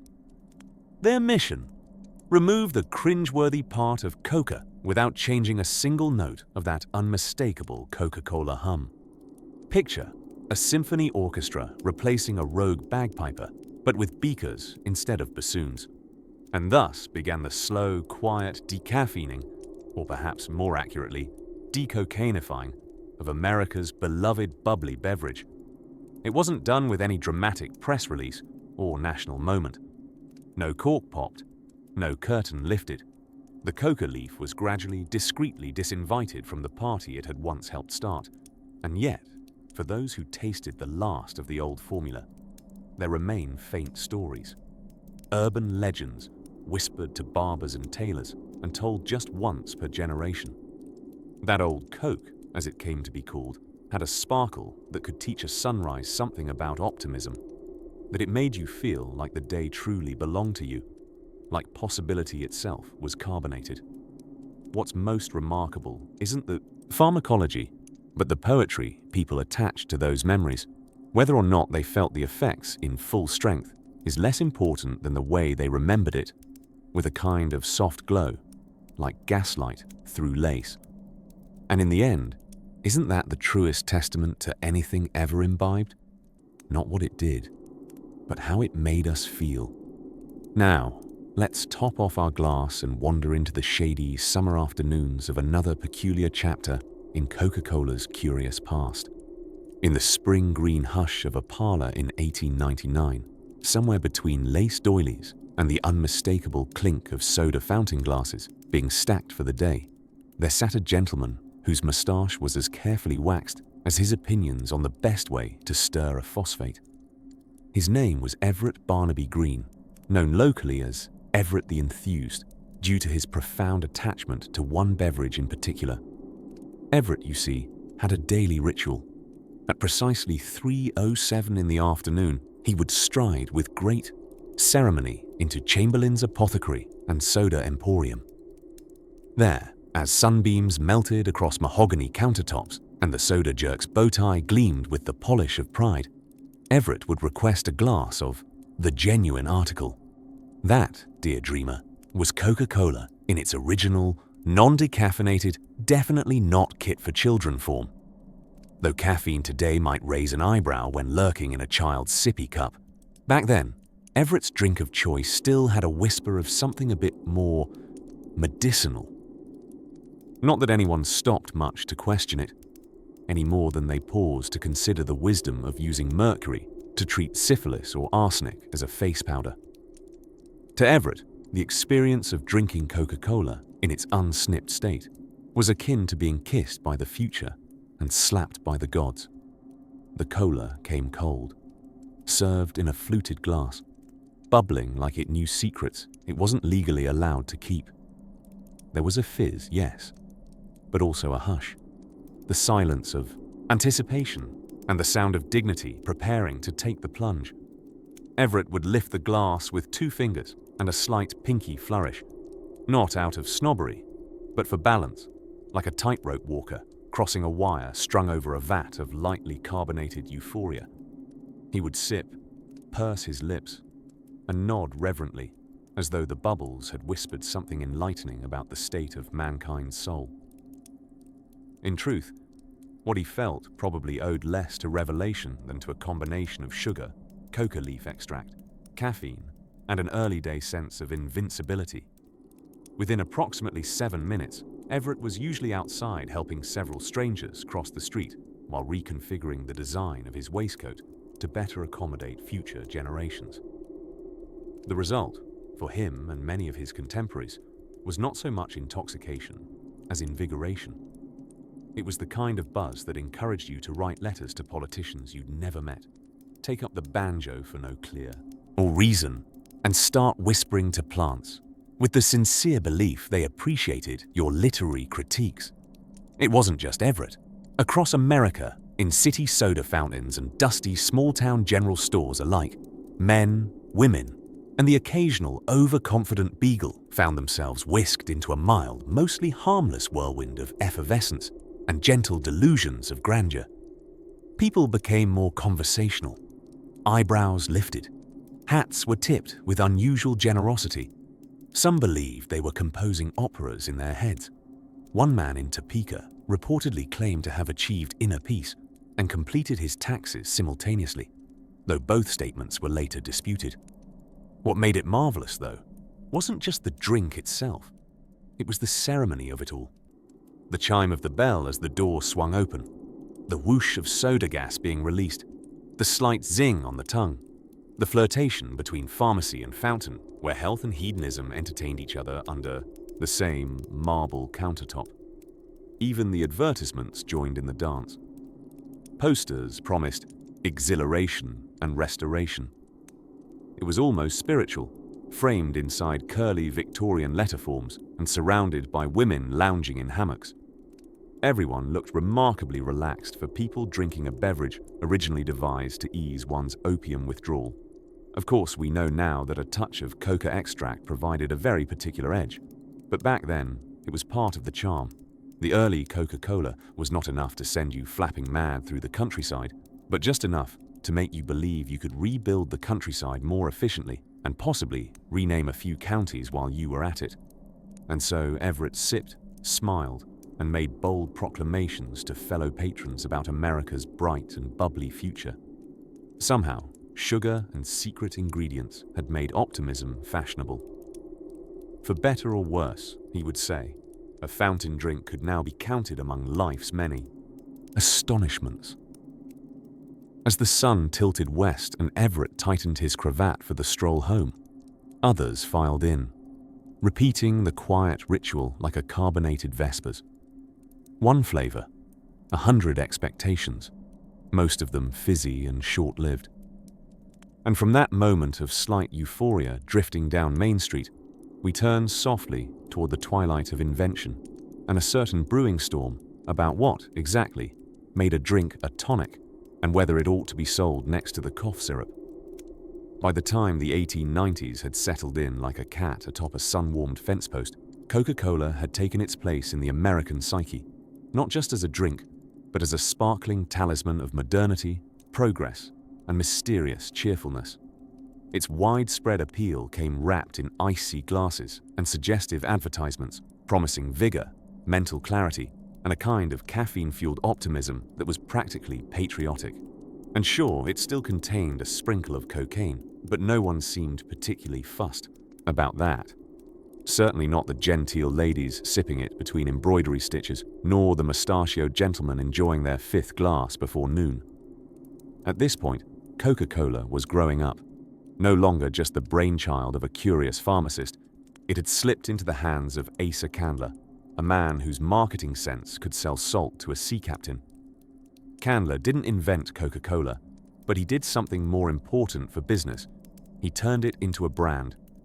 And in doing so, he gently ushered it from the wooden counters of pharmacies into barbershops, department stores, and eventually, soda fountains on every block. Now, if the Gilded Age had a scent, it was probably cigar smoke mixed with horse manure and a trace of lilac. And if it had a taste, well, that taste might very well have been Coca-Cola with just a smidgen of medically unexamined encouragement. Patrons didn't yet quite understand what was in the glass, nor did they ask. Coca leaf extract sounded botanical and healthy.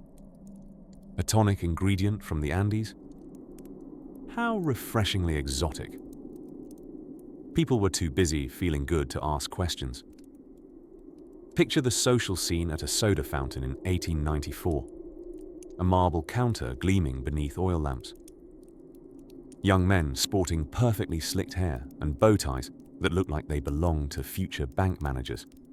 Women with parasols matching their gloves and voices so gentle they were rarely picked up by early microphones. And there, between the flirtatious glances and the click of silver spoons against glasses, was the sweet sound of fizz. Coca-Cola had a way of making people feel, well, just a little elevated. Thoughts got brighter, shoes seemed shinier, and there was often an unspoken moment of, maybe I do want to invest in a typewriter franchise. But as it always happens with things consumed cheerily and in growing quantities, not everyone remained blissfully ignorant. Questions began to bubble up, much like the soda itself. Quietly at first, then, with a suspicious hissing. Journalists and medical professionals started to poke their noses into the formula, like nosy neighbors checking your flower beds for contraband. Murmurings of cocaine began to stir around the glass rims, and although the actual amount in each serving was minuscule, it was enough to cause polite society to clutch even tighter at its lace-trimmed pearls. Still, for most customers, Coca-Cola simply felt like a slightly magical drink. There was no instant euphoria, no cartoon birds chirping around one's top hat, just an uplift, a buoyancy, like someone had opened a window in your mind and let the breeze of focus flutter in. And yes, to be fair, the mental breeze may have been ever so slightly enhanced by the fact that the coca leaf, prior to its decocainization, carried a natural stimulant quality, albeit one balanced by the cola nut's own punch of caffeine. The pairing was, in a sense, the Victorian form of an energy drink, much more, charmingly packaged and with considerably fewer flame decals. Yet, there was something cheerful, even genteel about strolling into your neighborhood apothecary for a hit of carbonated invigoration, possibly while discussing the exciting new invention known as the telephone. The popularity of the drink meant Coca-Cola was traveling fast, by horse-drawn cart, by river ferry, even by train. Bottling franchises began to pop up, each one a sparkling little point on a growing constellation of refreshment.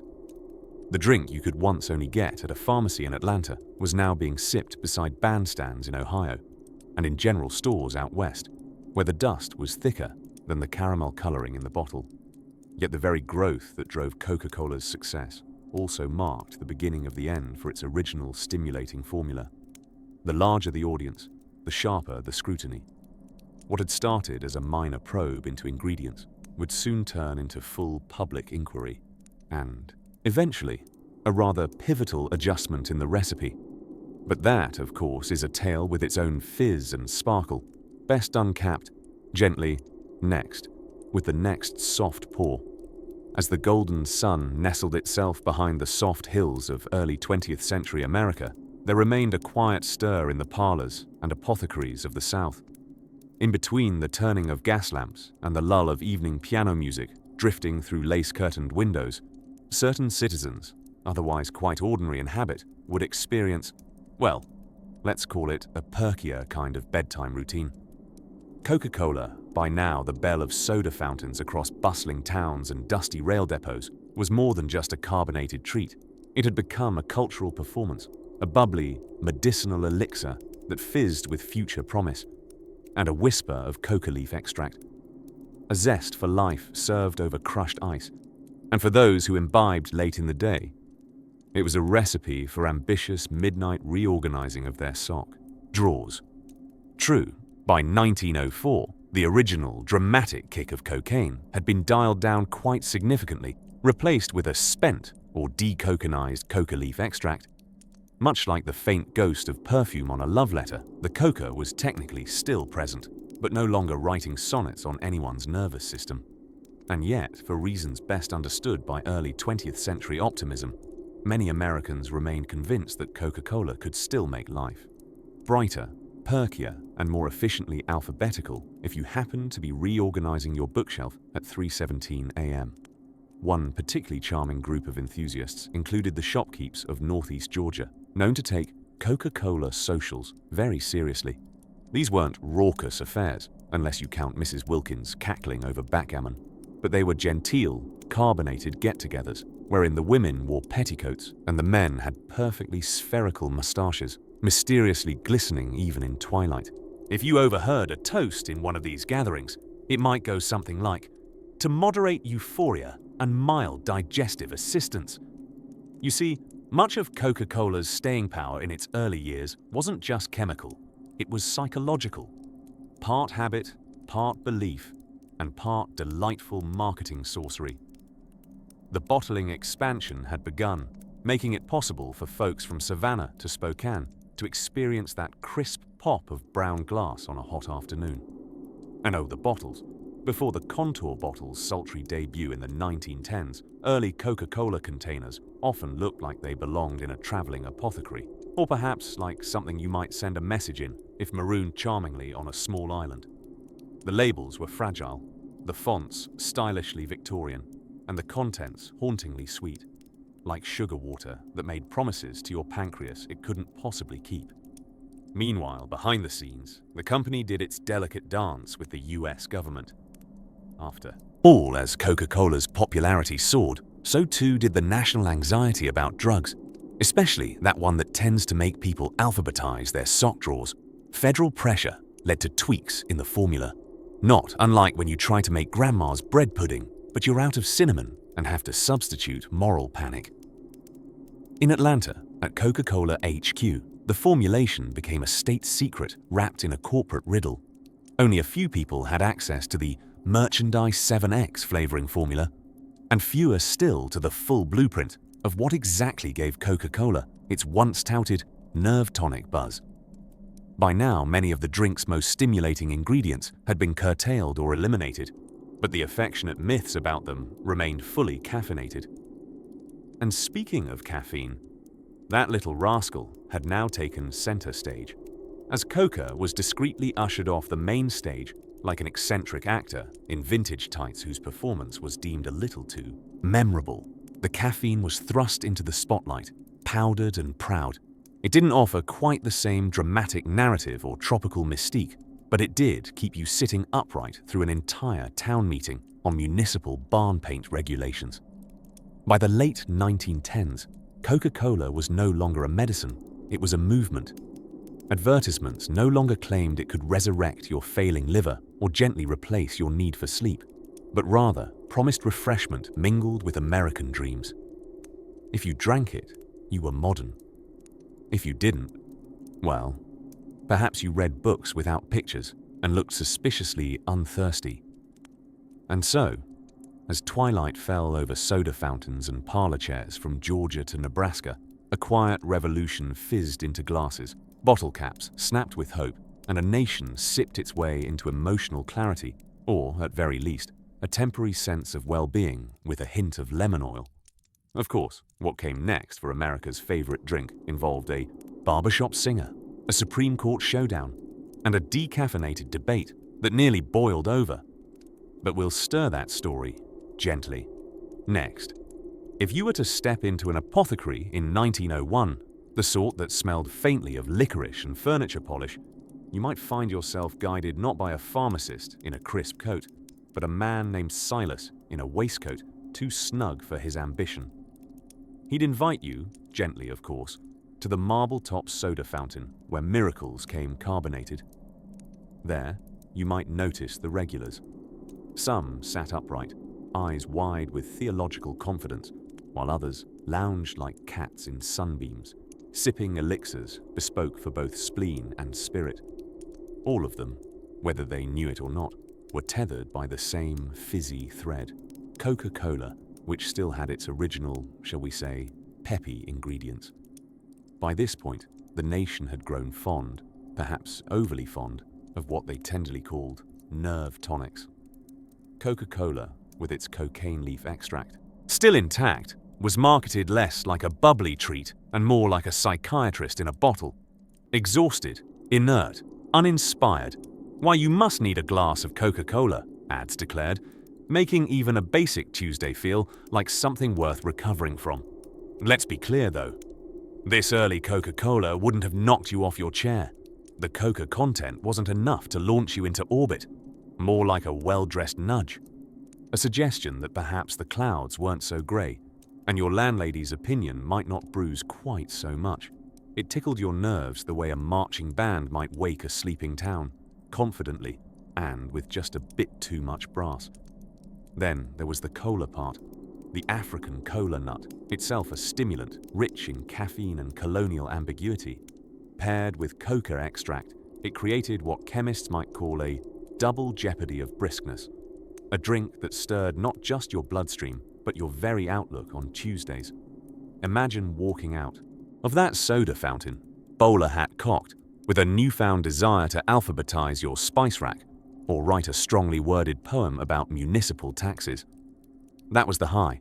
It wasn't so much intoxication as it was inspiration, your heart composing ballads, your feet feeling unusually collaborative with the sidewalk. However, there were whispers by now. Scientists with crinkled eyes and very suspicious beards started issuing warnings about the long-term effects of habitual coca leaf consumption. A few health journals, then written exclusively with fountain pens and moral panic, began to ask cheeky questions. One article, titled, "Is Our Youth Too Tingly?" raised more than a few eyebrows. The Coca-Cola Company, led by Asa Candler at the time, a man both devout in his Methodism and in his marketing, began to rethink his product's more spirited ingredients. Candler hadn't come from pharmacological nobility. He'd been a traveling medicine peddler, quick with a handshake and quicker still with a sample bottle. But he had an inkling, a businessman's weather sense, that social tides were shifting. By 1903, the cocaine was removed. Mostly. You see, early attempts at decocanized coca started like an overly cautious exorcism. They thought they'd terrified the demon away, only to find it had simply gone quiet. The leaves were still there, but supposedly stripped of their most electrifying elements. The process wasn't perfect, the lab coats weren't spotless, and the government scrutiny was not yet fully caffeinated. Still, the change was underway. Advertising pivoted from nerve tonic to refreshment. What used to be prescribed by white-coated men in Latin-filled handwriting began showing up on picnic blankets and baseball tickets. Coca-Cola was shedding its image of respectable medicinal mischief and acquiring its now legendary status as America's favorite sip. But don't be fooled. Just because the more daring chemicals were dialed down didn't mean the drink lost its glow. It still had that curious effect, like hearing a song you vaguely remember from childhood. The bubbly fizz, the caramel hue, and that interplay of sweet and bitter that played across the tongue like whispered secrets from another time. By the time Prohibition rolled around, Coca-Cola was not just a societal artifact, it was a refuge, an upright citizen of flavor, a drink whose scandalous adolescence was being papered over with red cursive branding and affectionately dubbed the real thing. And so, as the country turned its back on the bottle, it turned, just as eagerly, toward the bottle that fizzed. Gently now, let's drift into the next ripple of history, where courtrooms will fill with lawyers, chemists, and a very nervous beverage, all trying to argue what, exactly, counts as an addictive substance when it wears such a charming label. With the turn of the 20th century came the most dangerous idea in all of beverage history. What if we made Coca-Cola even more respectable? It was a time of reform, of progressives in linen suits, carrying clipboards and high expectations. And while they were out banning child labor and fruitlessly trying to make people stop liking gin, they also stumbled into a crusade that would change Coca-Cola permanently. Give or take a decade. Now, to understand what this felt like, we must briefly visit the genteel drawing rooms of early American medicine. Consider Dr. Harvey Washington Wiley, chief chemist at the brand new Bureau of Chemistry, an agency that, after centuries of glow-ups, we now call the FDA. Wiley believed things shouldn't be on food labels unless they were actually in the food. A revolutionary idea, that. And if something was in the food, say, for example, cocaine, perhaps people ought to know that before they guzzled 6 ounces of delight and social pep. But Coca-Cola had already been quietly tweaking its secret formula. You see, Asa Candler, the soft drink's original evangelist, had begun dialing back the cocaine content as early as 1902. Not because he wanted to, mind you, but because he'd caught wind of health zealots breathing down his syrupy neck. The company switched to what they called spent coca leaves, a poetic way of saying leaves, with most of the fun already taken out. It was the cocktail equivalent of licking a lemon after someone else's tequila shot. Still, spent or not, the mere presence of any coca, cocaine's leafy forebear, set off alarm bells in the reformer brain. Dr. Wiley was furious.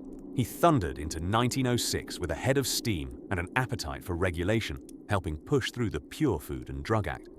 It was like turning on a nightlight in a very dark pantry. Suddenly, companies were expected to admit what was in their jars. Outrageous. And Coca-Cola? Well, they were feeling the pressure. The law didn't order them to remove cocaine outright, not yet, but it nudged them toward a future where beverages didn't include Schedule II substances. Around this time, the company also found itself entangled in a government lawsuit over a completely different kick: caffeine.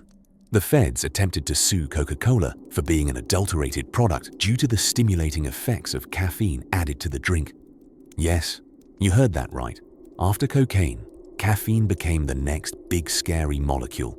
Imagine waking up in the morning and learning coffee was now considered contraband. Glorious chaos. The legal battle dragged on for years in a slow, confusing, and deeply undercaffeinated affair. Scientists were called. Glasses were fiddled with nervously. One chemist admitted he'd given Coca-Cola to frogs. The frogs twitched. That was the evidence. Through it all, Coca-Cola kept its composure, poised, corporate, patient, like a Victorian lady waiting for her inheritance. By the time the lawsuit fizzled out, Coca-Cola had already, quietly, strategically, removed the last traces of cocaine from their formula. Nobody held a press conference. There were no banners reading, "Now with 100% less cocaine." It just faded. A chemical ghost, leaving behind the prickle of nostalgia, and perhaps a few vivid dreams of being chased by smiling pharmacists with peppermint bow ties. So what did it feel like to drink Coca-Cola during this slow-motion detoxification? Honestly, it felt like normal. At first. Because the company was careful to preserve the taste. That secret sauce, that 7 times flavor compound buried under a Fort Knox of napkins and non-disclosure agreements, remained untouched. People still sipped it on porches and in soda fountains, unaware that their favorite fizzy delight had quietly transitioned into a safer, slightly tamer version of itself. But for some longtime aficionados, those who remembered the sharp edge, the suspicious burst of energy, or possibly just the placebo effect of urban legend, there may have been a sensation, like a gust of wind passing through a once crowded room, a little less bang in the bottle, a whisper instead of a gasp. And perhaps this was Coca-Cola's true legacy, its ability to always feel the same, even when it had changed at its molecular core. The flavor didn't betray the past. It simply let it drift, gently, into memory. So if you tasted it back then, in that delicate moment between reform and reputation, chances are you'd remember the sparkle, not the scandal. That crisp, comforting blend of caramel, citrus, and chemical legacy, washed down with the knowledge that sometimes even the most controversial refreshments can end up oddly wholesome. Let us now sip once more, dear listener, and gently follow the final bubbles to the surface, towards something even more peculiar in the last chapter to come. And so, the final bubbles rise.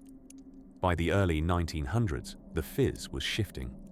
Pressure was building, both in the literal soda machines and in the metaphorical bureaucracies of newly emboldened public health officials. You see, America had entered what one might call the wait a minute, what's in this era? A time when chemists began eagerly peeking into everything from sausage to scalp tonic, and you'd be surprised how often the answer was, oh dear, quite a bit of opium. But back to our increasingly suspicious soda. You may be wondering, how exactly did the original formula meet its sparkling end? Well, picture the early US government seated at a large mahogany table, monocles at the ready, saying something very official sounding like, "We must consider the case of United States versus 40 barrels and 20 kegs of Coca-Cola." Yes, that was the actual title of an actual court case. It sounds more like an angry pub landlord demanding rent than a federal court proceeding, but here we are. In 1911, the government rolled up its sleeves and wagged a pointed finger at Coca-Cola, claiming the drink was adulterated and misleading. The allegation? It still contained caffeine. Shock. But not the coca leaves. Double shock. You see, irony has a clipboard and a stopwatch. The prosecution insisted that this cola, rather than sparking wholesome refreshment, was positively jittering with danger for the impressionable youth of America. They argued that children were drinking it, with abandon, in between piano lessons and aggressive yo-yo competitions, probably.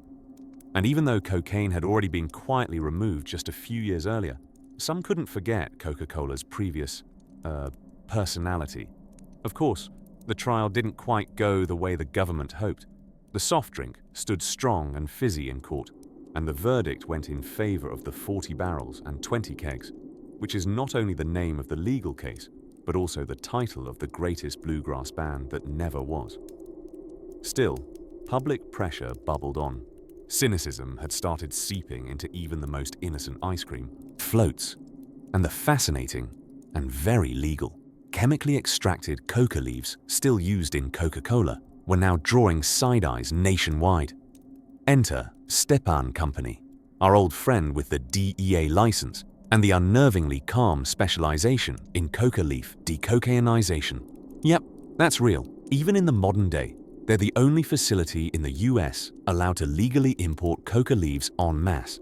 Imagine being the one niche chemical factory where both the FDA and the DEA exchange polite nods in the parking lot. But by 1929, after years of quietly refining the process and, perhaps, wanting to finally shed its funky past entirely, Coca-Cola officially removed all traces of cocaine from its precious formula. Not just the effect, not just the compound, but the very whispers of chemistry that linked it to the erythroxylum shrub of origin. It was, as they say in marketing departments, a rebranding moment. And just like that, the world's most popular drink crossed the threshold into its new, fully legal, federally non-alarming self. But did it feel any different? Well, here's where it gets delightfully unscientific. Some die-hard soda fans of the day claimed the buzz was never quite the same, that the new Coke was too civilized, too safe, maybe too peppy, without being rebellious. But others, those who grew up never tasting the old blend, simply knew it as a reliable fizz, a cold curl of sweetness on a hot day, dancing across glass with a cheerful hiss. Coca-Cola became a symbol not of urgency, but but of nostalgia. Not of elixirs and excitement, but of ball games and porch swings. The wild days were over. Well, almost over. Because even today, that unique coca leaf extract, minus any awkward alkaloids, is still in the formula. It's flavoring now, not fervor, legal, consistent, and unassuming. So in a strange twist of history, your cold modern can of Coke still walks beside its shadowy ancestor, whispering, not the secrets of pharmacies and late-night drugstore counters anymore, but the story of how something a little dangerous grew up, tied a red ribbon around its waist, and became the beverage equivalent of an old friend who used to be wild, but now just wants to have lunch and talk about their garden.